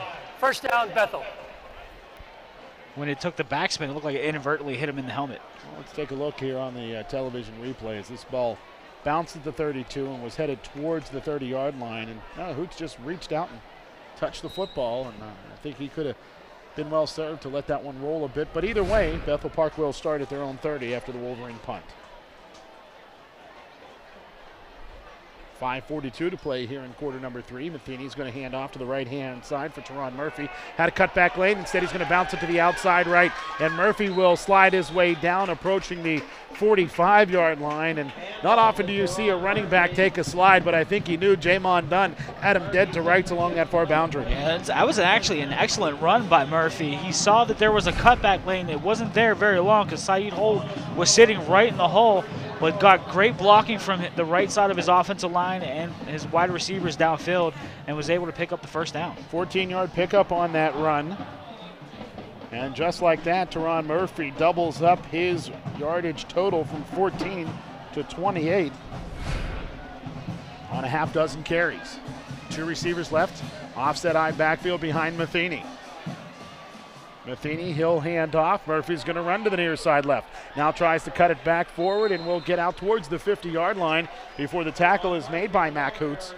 And a gain of 6, close to 7, brings up 2nd and about 4. And give a lot of credit to the offensive line of Bethel Park. These guys are not shutting down and they're not giving up without a fight. And they're doing a great job of just not so much as pushing the defensive line of Woodland Hills around, but they're just getting a hat on a hat and opening up the holes for the running backs. 2nd and 4 for Bethel Park. The ball just inside of the Woodland Hills side of the 50-yard line. Hand off, running to the far boundary, Teron Murphy, and he will be met hard inside of Bethel Park territory. Wilford Clark with great closing speed absolutely collapsed Murphy to the turf. And he did a great job of just coming right down the line of scrimmage and pursuing Murphy, and just did a great job of hustling. Most impressive part of that play. Well, we've already talked about the strength of Wilford Clark, strongest player in Woodland Hills history, but how about the closing speed here to just absolutely collapse Murphy after getting some help out there as well by Mac Hoots. And Clark listed at 292 pounds. That's not a load that you want on your back at any point. Third down and about 6 for the Blackhawks. The ball at the Bethel Park 39 or 49-yard line. Matheny straight drop back, looks right the whole way, and the pass is incomplete. It's intended for Teron Murphy, and nice coverage out there by, I believe, Jamon Dunn. There's a flag near the line of scrimmage, so I doubt that's pass interference. We'll check in with our umpire, who gives the information off to the referee. Again, our referee, Larry Kupek. Ineligible offensive lineman downfield. That penalty is declined. It's 4th down. So the incomplete pass by Matheny. After the Wolverines decline the penalty, and the punt unit in all likelihood will come on here for the Blackhawks. With the ball shy of the midfield stripe in Bethel Park, about 5 yards away. Looks like the offense is going to stay on, Fred. As one man runs on in Christian Frazier. Looks like Coach Matheny has a lot of confidence in his defense. Either that or this is going to be a pooch punt by Levi Matheny, because he is in a very deep shotgun. And that's exactly the case, a pooch punt by Matheny, and it will take a Bethel Park bounce, but will roll into the end zone. And Woodland Hills will get the ball at the 20-yard line, a net punt of 31 yards, but a real punt of 51 for Levi Matheny. Hey, great. I mean, I watched him in warm-ups as he was punting. He has a nice leg to go along with the nice arm as a quarterback. So the ball will be placed at the Woodland Hills 20-yard line, where the Wolverines look to extend an 11-point lead here in quarter number 3. We shall see if we see the return of Miles Sanders, as Fred talked about during the last drive. He limped off of the field and did not return, at least for that possession. Ron Cooper gets the play from the sideline, and it does appear that Miles Sanders has returned to the gridiron as he flanks Deron Cooper to his left-hand side. To Coop's right is Joel Shaw. Hard count by Cooper, hands off. Sanders running to the right. He's met near the line of scrimmage before being driven back, and the helmet comes off, and we will see a Blackhawk come off the field for at least the play. No gain on the play, brings up 2nd down and 10. And the helmetless Blackhawk player is number 73, Chris Pauley, who's been one of their two-way offensive linemen. He's done a great job against Woodland Hills so far today. Clock winds down, under 3 minutes to play in the third quarter. So less than 15 minutes in total, and Woodland Hills holds an 11-point advantage. This 11-point lead by Woodland Hills, the largest for either team. Bethel Park led by 3 on 2 occasions. Woodland Hills, they led by 7 to start the game, and then by 11 after the touchdown by Miles Sanders. Sanders, the ball carrier this time as well. Stiff arm to the near sideline. He'll step across the 20, out near the 23-yard line before stepping out of bounds, and that brings up 3rd down and 7. And Woodland Hills really hasn't done a great job in 3rd and long situations today. Be interested to see how they're going to come out, or whether they're going to stick with the run. You've done a great job with Joel Shaw and Miles Sanders, or maybe try another slip screen pass to Sanders in the flats. Well, generally that's true, Fred. That slip screen pass that you talked about to Miles Sanders was on 3rd down and 10 on a 57-yard TD to cap off this first half scoring. Cooper in the shotgun. Delayed handoff to Joel Shaw, trying to bounce it left. Now he'll cut it forward, driving his way, spinning, and pushing his way back to the line of scrimmage. And that was a heck of a lot of effort for Joel Shaw for no gain. Again, Bethel Park's defense really is doing a great job of at least slowing up, one player slowing up Shaw, 2 players slowing up Shaw, so that the rest of the team can make some gang tackles against him, holding him for minimal gains. Christopher Wilson on to punt it away again for Woodland Hills, and back deep to return is Charlie Davis, a dangerous receiver for Bethel Park, who has a handful of catches for 141 yards and a TD. Nice punt by Wilson, spiraling inside of the Bethel Park 40 to the 39, and the sure-handed Wilson will set up the Black Hawks at their own 39. A very impressive punt by Christopher Wilson, who really does that soccer-style kind of Australian rules rugby kick, but just did a great job of just laying the foot to the ball. So Bethel Park will start at their own 39. The flag is down. Formation on the kicking team, 5-yard penalty, re-kick, 4th down. Now, I didn't see the flag down, but apparently there was one for illegal formation. And Bethel Park, no doubt they want Woodland Hills to kick again here, as I don't think they think that Chris Wilson can duplicate that kind of boot. Yeah, with Charlie Davis back there being one of the faster Black Hawks, anytime you put a ball in his hands, good things can happen. Now Jeremy Lazari will join him with their heels at the Bethel Park 46-yard line. The ball spotted at the Woodland Hills 18. Chris Wilson stands at his own 2 to boot this one away. The long snapper, 4-year starter at that position, Stephen Rickard. And they'll snap it to the up man, Joel Shaw, and Shaw has the first down and more. 35, 40, spinning to the 45, to the 50-yard line, and inside of Blackhawks territory to the 47-yard line. Well, I'll tell you what, Fred, Coach Novak makes Jeff Matheny pay on the fake punt after the Blackhawks accept the penalty. Yeah, I actually thought maybe Wilson might try to take off with the ball, but then it was a nice snap to Shaw, really caught Bethel Park on their heels. They weren't ready for it, and then Joel Shaw made them pay for it. So the fake punt, snap to the up man, Joel Shaw carries it all the way across the 50 to the 48-yard line. So a 34-yard run for the big fella, and he now has 98 yards rushing. And did a lot of spin moves, sniff arms, anything he could possibly do to pick up the first down. So the fake punt continues the drive for Woodland Hills. And if you're the Bethel Park Blackhawks, you've got to be kicking yourself after accepting a penalty. You could have had the ball at your own 39. Instead, the Wolverines now have the football at the Blackhawks 48. Pistol formation with Shaw behind Cooper. And Coach Novak takes a timeout from the far sideline, and we'll take a break as well. Timeout. Woodland Hills, their first of the second half. 28-17, Woodland Hills leading Bethel Park with just under 50 seconds to play in the third frame. You're tuned into the Wolverines and the Blackhawks on MSA Sports and the Woodland Hills Football Network.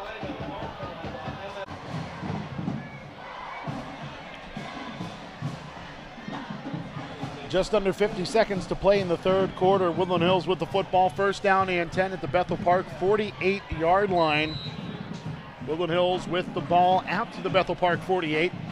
After punting the football away, Chris Wilson booted the ball to the Bethel Park 39-yard line, where it was fair caught by Charlie Davis. There was an illegal formation penalty against Woodland Hills, and Coach Novak decided, you know what, let's go for the fake punt. And the Wolverines took advantage. Joel Shaw carried the ball all the way to the Bethel Park 48, and Joel Shaw will carry the football this time for no gain, and it's second down and 10 for the Wolverines, but more importantly, the clock will continue to run. And you have to wonder if Bethel Park, or actually if Woodland Hills isn't going to start to open up the passing game a little bit. Bethel Park's done a great job, especially in the second half against the run. And, when you start to get inconsistency in your running game, you have to start to pass the ball.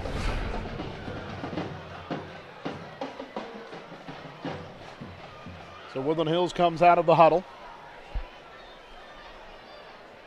Second down and 10 again in the pistol.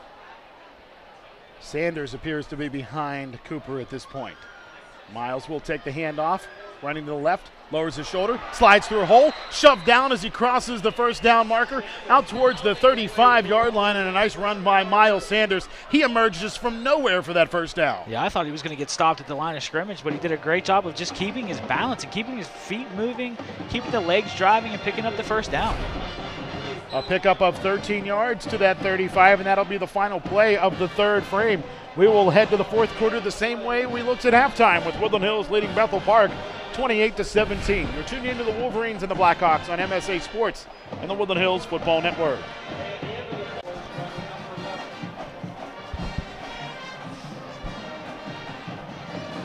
Lots to cheer about here at the Wolverina as Woodland Hills leads Bethel Park 28-17. Adam Gusky and Fred got you here on the call for you on the Woodland Hills Football Network. Fred, while it was a stalemate in quarter number 3, Woodland Hills seemed to get the better of the play, especially down the stretch over the last 5 minutes of the third frame. Yeah, they're really not doing anything great on offense. Bethel Park's doing a great job on defense, but we need to see some more out of the passing game for Woodland Hills. And the Wolverines will go to the air here as Cooper has some time. Now he's pressured, picks up a nice block along that far sideline, and Cooper will step out of bounds after a 2-yard gain. And how about that open field block by the big guy, Eric Mitchell, 6'3", 2 1/4. He absolutely tattooed a Bethel Park Blackhawk. Yeah, and it's probably best served that Cooper did run the ball because he had some offensive linemen that were downfield, and if he'd have thrown the ball, it probably would have been a penalty. 11:50 to play here in the fourth frame. Woodland Hills with this 11-point advantage. Miles Sanders, 153 yards rushing. He also has a 57-yard touchdown reception. Joel Shaw approaching the century mark with 98 yards on the ground, including a 32-yard run on a fake punt. Joel Shaw has the carry this time, and he will eclipse the century mark with that 4-yard run. He now has 102 yards on the ground as he carries the ball down to the 29-yard line. And again, a Bethel Park player has to come off because their helmet came off, and anytime that happens, you have to sit out at least one play. 30 and 4 for Woodland Hills with the football at the Bethel Park 29-yard line. Doron Cooper heads to the far sideline to talk with Coach Novak about this play. Clock winding down to just over 11 minutes to go in regulation. Sanders set at quarterback. Shaw will step to his left-hand side, and now Coach Novak forced to use the timeout as I think they were one player short. We'll take this opportunity to step away with Woodland Hills on top of Bethel Park by 11 with 10:55 to play in regulation. You're tuned into the Wolverines and the Black Hawks on MSA Sports and the Woodland Hills Football Network.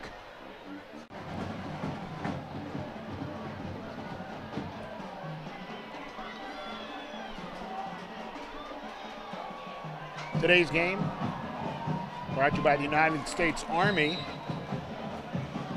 and the U.S. Army here. A lot of promotional materials. Thank all of our servicemen across the globe, especially here on September 11th. Woodland Hills with the football, 3rd down and 4 as the ball is punched loose from Miles Sanders. A rare fumble by Miles. There's a flag down on the field, but as the ball was forced loose, the Blackhawks recovered it. And unless this penalty is against the Blackhawks, it will be Bethel Park football. Against the offense, that penalty will be declined. First down, Bethel. So it's a holding penalty against the black and turquoise and a rare fumble by Miles Sanders. Fred, I can't remember the last time Miles Sanders let a ball hit the turf. Yeah, it's been a while, if ever, to be honest with you. But looks like the Bethel Park defender, actually Levi Matheny, did a great job of ripping the ball away from Sanders. Careless in the holding of the football. Gain of about 3 on the play before the ball was ripped loose. And now Matheny will run off of play action, throwing it straight down the middle. The pass is straight through the hands of Charlie Davis, but a flag down in the backfield as well. But boy, Charlie Davis, he had his defensive back beat. Illegal motion against the offense. And had Davis caught the ball, it wouldn't have mattered anyhow, because the penalty against the Blackhawks will push them back from the 27 to the 22. Yeah, again, it was the running back. I didn't see what number that was. Deep man in the backfield just left a little bit too early and didn't reset. Illegal motion against the offense. Penalties declined. Second down. The Woodland Hills is going to take the down instead of the penalty, which works just as well. That gives the Blackhawks one less opportunity. 10:41 to play here in quarter number 4. As the Blackhawks step out of the huddle to a shotgun, sidecars to either side of Matheny.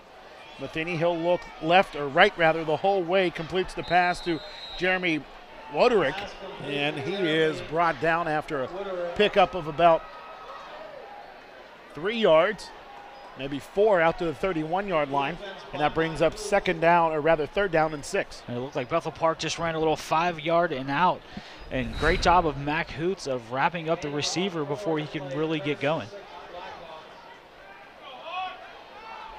172 yards in the air now for Levi Matheny. Matheny in the shotgun, switches his sidecars. 2 receivers to the far boundary left. Matheny, he's going to look left the whole way. The pass is caught by Zachary Taylor, and Taylor is brought down shy of the first down marker at the 36-yard line. The line to gain was near the 38, so it's 4th down and about 1.5 yards. And Taylor, who had been having a great game in the kick return game, is now just being incorporated into the offense in the 4th quarter.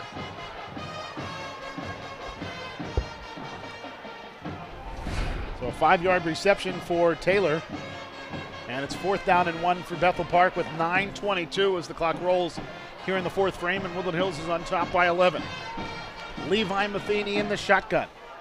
1 receiver to the near side right, double tight end set. Wolverines look to maintain their hold, and they grab hold of Matheny for the moment. He slides forward to his left-hand side and is brought down right near the first down marker. Joel Shaw hobbled to the far sideline, and it depends on where they set the ball, and from this vantage point it appears to be enough for a Bethel Park first down, and it is. And I thought that initial push by the Wolverine front 7 was good enough to stop Matheny, but he was able to slip out of some tackles and pick up the first down. Gain of about 2 for Matheny. He now has 39 yards rushing to go along with 177 yards in the air. Matheny, though, has been intercepted twice and fumbled once today as well. Offset I backfield behind Matheny with 2 receivers to the near boundary right. And Matheny steps under center. Off of play action, he'll run to the right-hand side. Pressured by Puel. He'll dump it off to the near boundary. And the reception by Christian Frazier, and he's tripped down by Damon Johnson.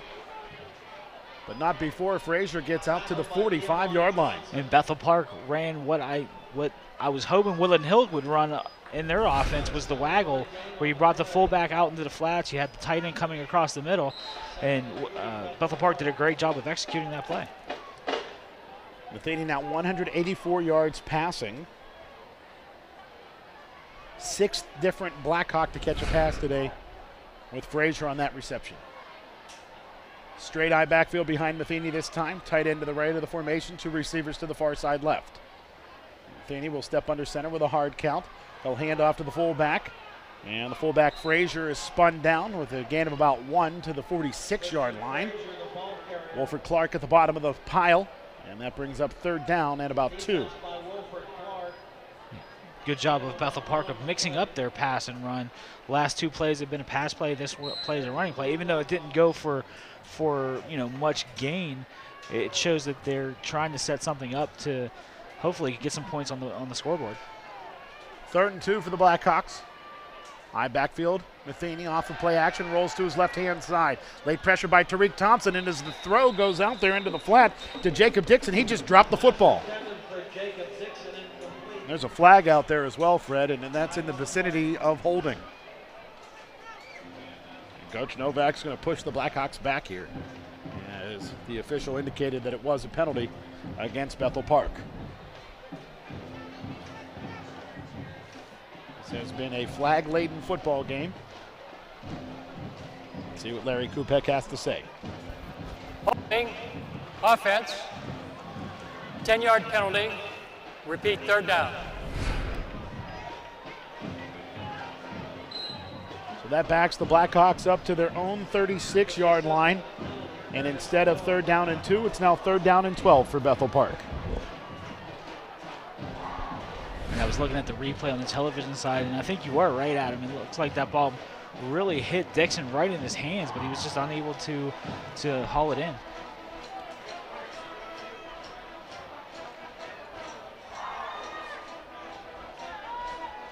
3rd and a dozen for Bethel Park. Some miscommunication coming out of the huddle. And a timeout is taken. No, a flag is down. I think this may be delay of game against the visitors.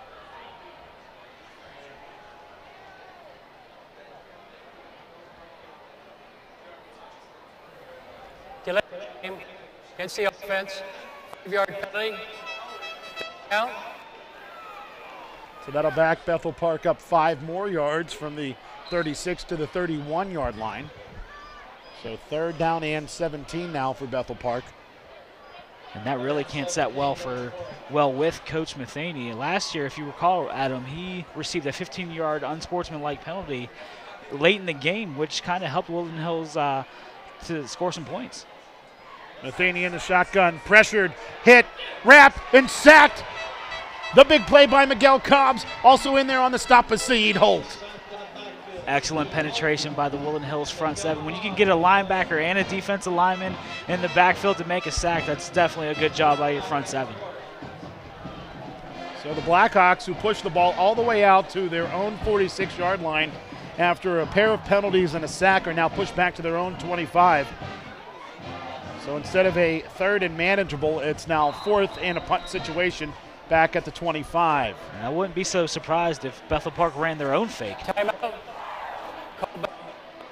Woodland Hills calls a timeout, so we will step away as well. 6:39 to play in quarter number 4. Woodland Hills on top by 11. You're tuned into the Wolverines and the Black Hawks on the Woodland Hills Football Network.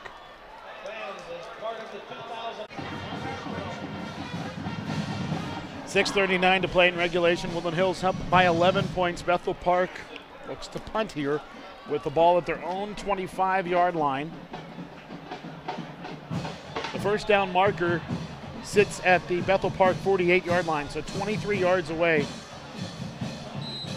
Woodland Hills uses a timeout, I think, to discuss, be prepared for a possible fake punt, but Bethel Park will boot it away instead, and this will be a short punt that will take one hop and slide it in the arms of the return man, Jamon Dunn, who runs to the far sideline, picks up some blocks inside of the 35, inside of the 30, where he will be dragged down. A nice return by Jamon Dunn, where it'll be 1st down and 10 for the Wolverines.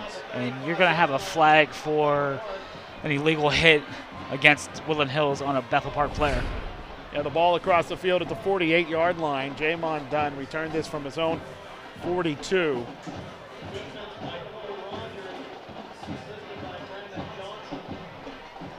And I guess you're not allowed to hit people in football anymore. I mean, I know that there's new rules in the game, but I mean, that hit was to the front of the player. On the reach, personal foul.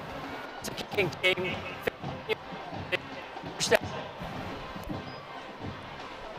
Obviously, we're having some issues with the officials' microphone, but we got the gist that it's a personal foul against Woodland Hills. It will be assessed from the 48-yard line, so the Wolverines will start back at their own 37 instead of the Bethel Park 30.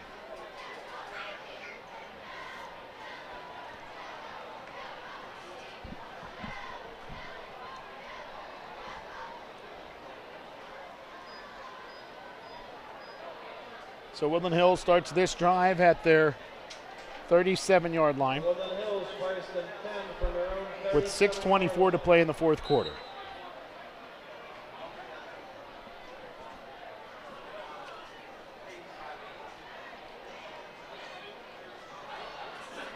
Bethel Park used up a lot of clock there, Fred, and came out of there with no points. And just a great job of the defense for Woodland Hills of stepping up, putting pressure on Matheny, something they didn't do a lot in the first half and also in the 3rd quarter. Sidecars to either side of Deron Cooper. Joel Shaw is the ball carrier, and he will bang his way forward up towards the 46-yard line, a pickup of 9. And it's 2nd down and 1 as Joel Shaw now has 111 yards rushing. Certainly good to see him back into the ball game after hobbling off during that last defensive stance, I guess you would call it, after Bethel Park coming up with 0 points and a punt.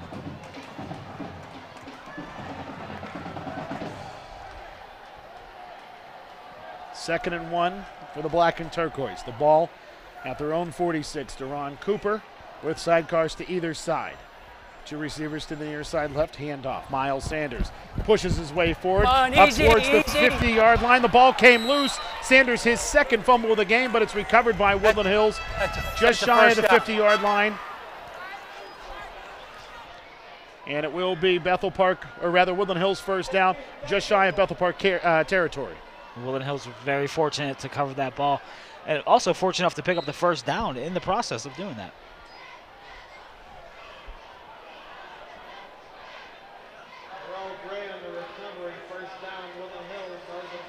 So Miles Sanders, we'll say he picked up 6 yards on that play and then the fumble. And then the Wolverines recover it. It's 1st and 10 for the Wolverines. The ball at the 49. End around for Jamon Dunn. Cuts it back up inside of Bethel Park territory. First down yardage and more. Here comes Jamon Dunn to the near sideline. Inside of the 30, the 25. He lost the football on his way down to the turf at the 24-yard line, and Bethel Park recovers. The Wolverines have fumbled the ball 3 times in the past 5 plays. And this is the second fumble recovery for Bethel Park. Doing a great job of just ripping the ball. Actually, it was more so coming up from behind to punch the ball out, but Bethel Park has done a great job of just taking the ball away from Woodland Hills any chance that they get. So a fumble by Jamon Dunn as he headed down towards the 25-yard line. The ball was punched loose by Bethel Park. And the Blackhawks have it at their own 26-yard line with 4:48 to play.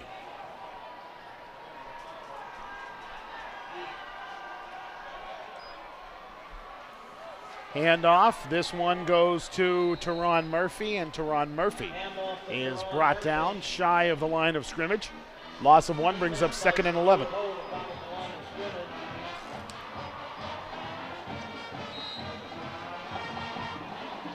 I'm just really shocked that, the Wolverine coaching staff cannot be happy with the way, the Wolverines have been careless with the football in the second half.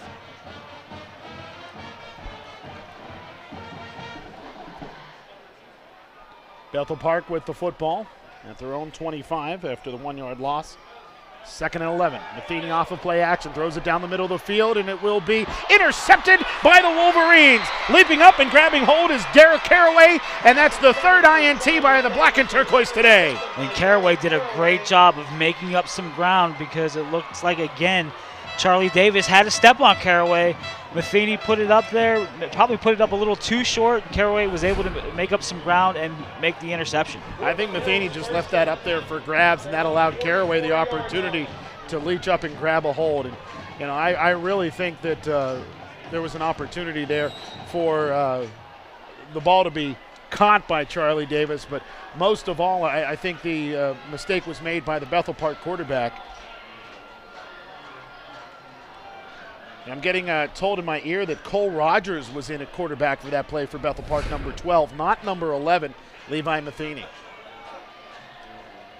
And coincidentally, Cole Rogers is the one that caused the fumble on Jamon Dunn. Handoff, Miles Sanders bouncing it right, retreating, and he will be brought down by a horse collar. And the referee had his hand on the flag, but I guess he's going to say that that was still in the pocket. And there's no horse collar in the pocket, but I certainly feel like Sanders was well outside the tackle box when he was brought down by the back of his neck. I thought so too. I was eagerly anticipating that flag. But as we see on the television replay, at this point you're outside the pocket and had a nice hold of the back of the shoulder pads. So Miles Sanders, loss of 2. He now has 160 yards to go along with a touchdown. And a couple of fumbles, one of them lost.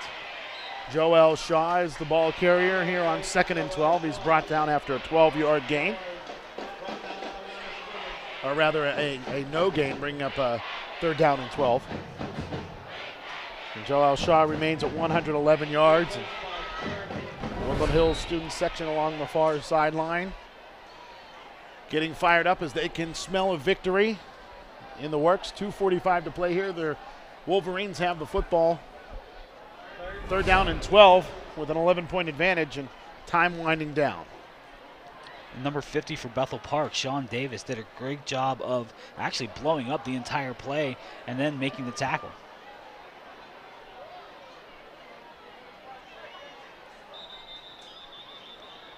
And a flag comes in. I think Woodland Hills guilty of a delay of game here. Delay of game against the offense, 5-yard penalty, 3rd down. And how about that? Our broadcast engineer, Lee Schaefer Jr., raced down here. He moved the receiver on the official's wireless microphone, and sure enough, things are back to normal with our official, and it's now 3rd down and 17, and we were able to hear it clearly that time. Woodland Hills starting this drive at their own 44 after the interception by Caraway. But they've moved back since, a loss of 7. Deron Cooper throws it down the far boundary. Reaching out and nearly pulling that one in down the far boundary was Jamon Dunn, but the future Colonial just couldn't grab hold, and the punt unit will come on for the host Wolverines. I was hoping Cooper would take a look to his left side. He had a little bit of a mismatch in terms of coverage. You had Murphy, number 4, listed at 5. I'm saying 5'11", looks at, oh, I'm sorry, 5'7", and then you had Stephen Puel, who's listed at 6'4", big mismatch there. Chris Wilson on to boot it away for the Wolverines. We saw them fake a punt earlier, but I don't think that will be the case here.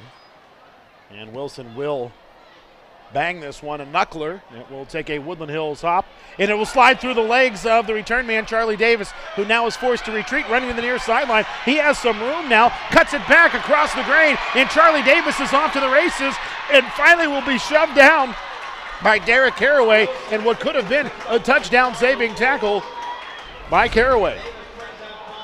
Yeah, great job of Davis of, initially muffing the punt, but was able to pick it up, make a nice move on the first Wolverine defender, and then once he got to his right side, made a nice cutback, and then if it wasn't for Caraway, Davis would be sitting in the end zone right now. 48-yard return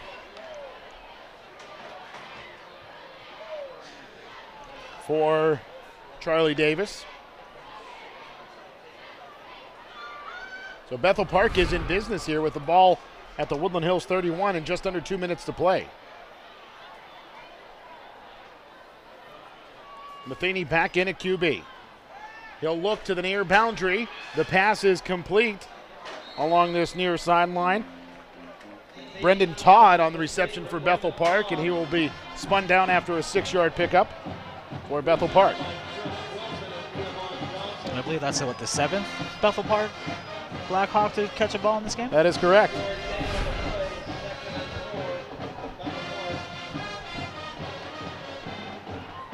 That's a 7-yard pickup as Matheny finds Todd. And now Levi Matheny with 191 yards passing.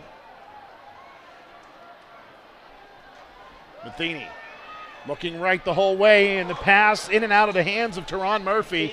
And Murphy was ready to catch that football, and all of a sudden, I think in the corner of his eye, he saw DeMond Johnson and decided, you know what, I don't think I should catch this one. Yeah, DeMond Johnson had him in his crosshairs and did a great job of recognizing Murphy coming out of the backfield for the wheel route and was able to really just lay the helmet right. Timeout called by Bethel. Their first.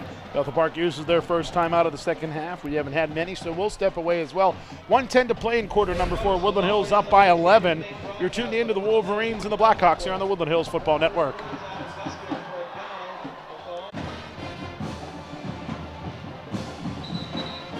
Just over a minute to play here. 70 seconds exactly as Woodland Hills leads Bethel Park by 11 points, but the Black Hawks in business with the football at the Woodland Hills 25-yard line. Bethel Park forced to use their first timeout of the second frame as Levi Matheny has again exited the lineup, and back in is Cole Rogers, who threw an interception on his first pass of the game. Low snap to Rogers. He's pressured. He's hit. He's brought down by Saeed Holt. And a big loss on that play. Back to the 32-yard line. And Bethel Park is going to be forced to use another timeout after that loss of 8 yards. I can't see why Levi Matheny isn't in the ball game. Well, we'll step away as Woodland Hills with this 11-point lead is one play away from clinching their second victory of the year. It's Woodland Hills 28, Bethel Park 7. It's the Wolverines and the Black Hawks on MSA Sports and the Woodland Hills Football Network.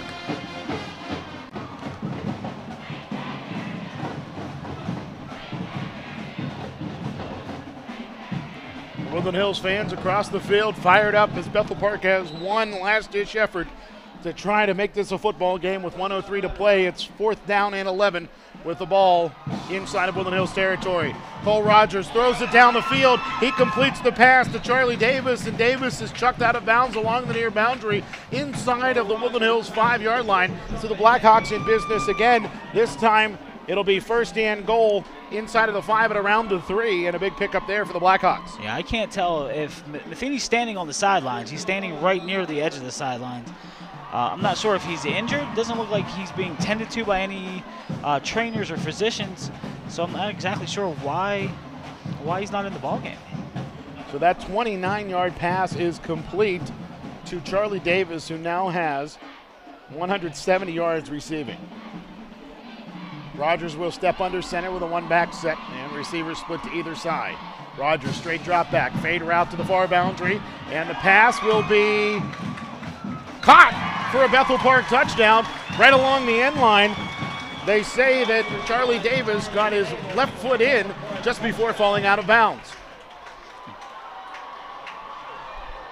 So a 3-yard touchdown pass, and the Woodland Hills lead is down to 5 points. It looks like Bethel Park is going to keep their offense on the field and try to go for 2.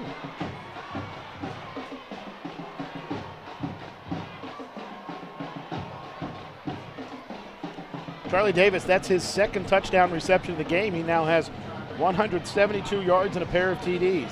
And I'm going to say that was a legit. I was looking at the replay. It looked like he had possession with 1 foot in bounds. Nice catch by Charlie Davis. 7 catches for Charlie Davis today.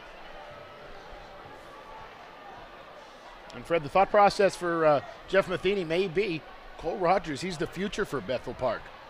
Get him some real game experience in a tight situation.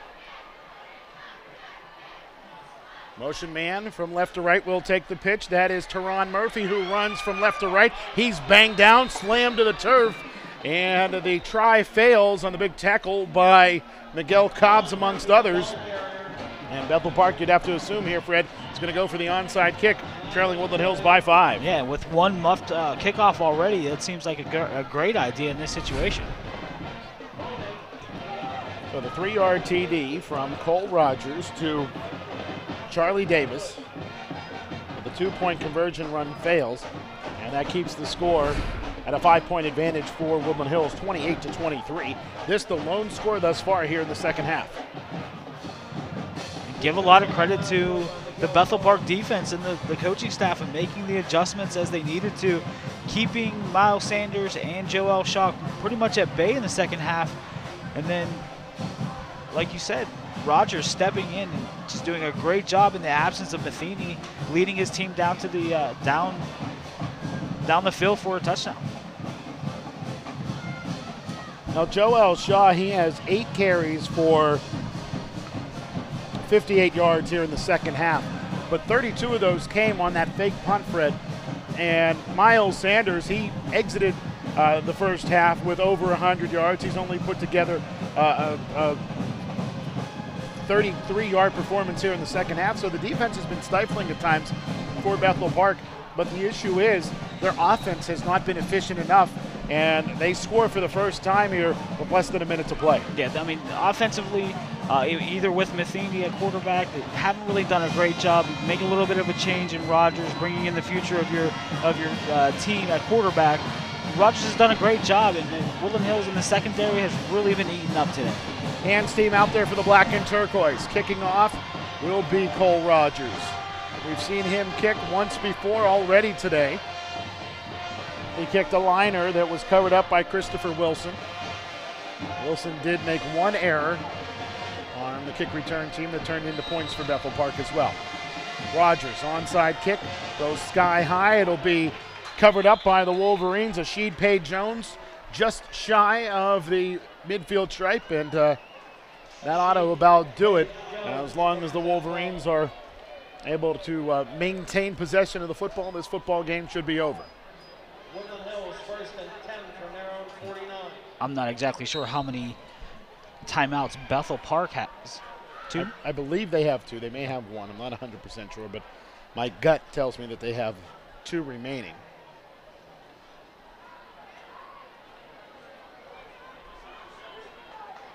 So 48 seconds to go here in regulation. Woodland Hills with the football at their own 49. Deron Cooper out there on the field with the first team offense as the Woodland Hills Wolverines look to eke out a victory against the Bethel Park Black Hawks, who certainly did not have an easy start to their 2015 year, taking on the number 1 and number 2 teams respectively in Quad A. A low snap slides through the hands of Deron Cooper, but fortunately for the Woodland Hills Wolverines, Miles Sanders was there to cover it up. And that'll be a 4-yard loss for the Black and Turquoise. Bethel Park will take a timeout. That stops the clock with 45.2 seconds to go.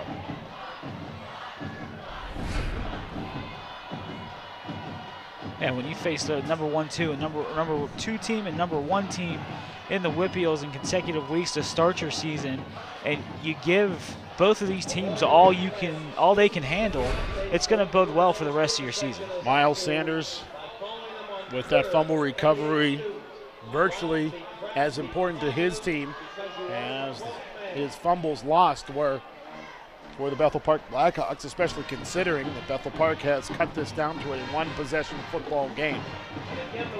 Again, Woodland Hills hits the road for the first time in the 2015 season. Next Saturday, they will travel to Shaler, PA to take on the Shaler Titans.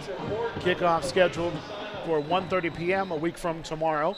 And our coverage will start at 10 minutes after 1 all across the Woodland Hills Football Network. Adam Gusky will not be there, myself, but Fred Guy will. And he will be joined by Garrow Von Dane, who will be handling the play-by-play duties. 14, Wolverine. Woodland Hills with the football.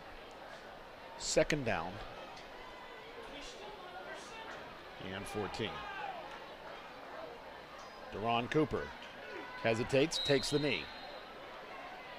And I think that was Bethel Park's last timeout on that previous play, Fred. So the Blackhawks not able to stop the clock here. Woodland Hills taking that 5-yard loss. And Woodland Hills, I think, may have to take one more knee, though. They chopped that one in late enough where the play clock will not run out before the game clock. So Woodland Hills will move to 2-0 with this 5-point victory over the Bethel Park Blackhawks, while Bethel Park will fall to 0-2. But they did not have an easy road through their first 2 games. And they gave Central Catholic all they could handle. And the same is true here in Turtle Creek with the Woodland Hills Wolverines. And I don't think Bethel Park's schedule gets any easier. I think they take on Upper St. Clair next week. So you have the, 1, 2, and 5 teams in the WPIAL. Quad A, I mean, it's not a tough start, but that certainly builds character when you lose to teams like this that are on the upper echelon of the WPIAL, which, you get into the second part of, latter part of the first half and the second part of your season, the ball could be rolling in their favor come the end of the year. Again, your final score, 28-13. Woodland Hills defeats the Bethel Park Blackhawks. They improve their record to 2-0 and 2-0 in Southeastern Conference action, while Bethel Park falls to 0-2 on the year and 0-1 in the SEC. Next Saturday, Woodland Hills will travel to Shaler to take on the Titans as Woodland Hills steps out of conference. And Fred, a year ago, Woodland Hills really put it to the Shaler Titans, but they also stumbled on the road out of conference. So I think Woodland Hills, it's important next week to hit the road and play a strong football game against the Shaler Titans in that non-conference matchup to continue this momentum back into conference play 2 weeks from tonight. Yeah, Shaler is on a 32-game losing streak, which is one of the longer ones in WPIAL history. But anytime that you face a number 1, number 2, number 3 team, you're going to get up for that game no matter how dismal your season started. And the last time we saw Woodland Hills play on a Saturday afternoon, they went to McKeesport. It was George Smith Day, the homecoming of George Smith. It was homecoming for the McKeesport Tigers, and they upset the Wolverines when Woodland Hills was the #1 team in the WPIAL in the state. And, you know, Woodland Hills certainly doesn't want to have a repeat performance of that. Certainly, McKeesport played a great game in all facets, really shutting down the Wolverines on offense, and then their running game could not be stopped by the Wolverine defense. One more time for our TV audience, your final score 28-23, Woodland Hills defeating the Bethel Park Black Hawks. Folks, on the TV side, we will talk to you again next week from Shaler. On the radio side, stay tuned for the State Senator Jay Costa post-game show. Woodland Hills now 2-0. For Fred Guy, I'm Adam Gusky. Folks on the TV side, we'll talk to you again next week. On the radio side, we'll be right back.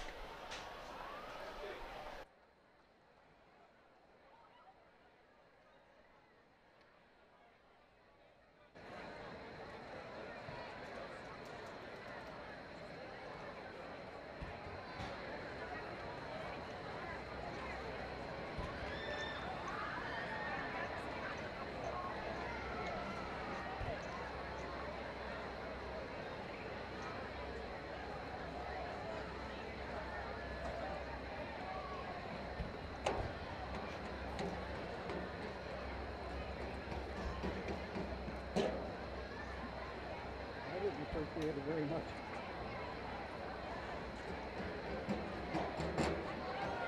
I didn't appreciate it.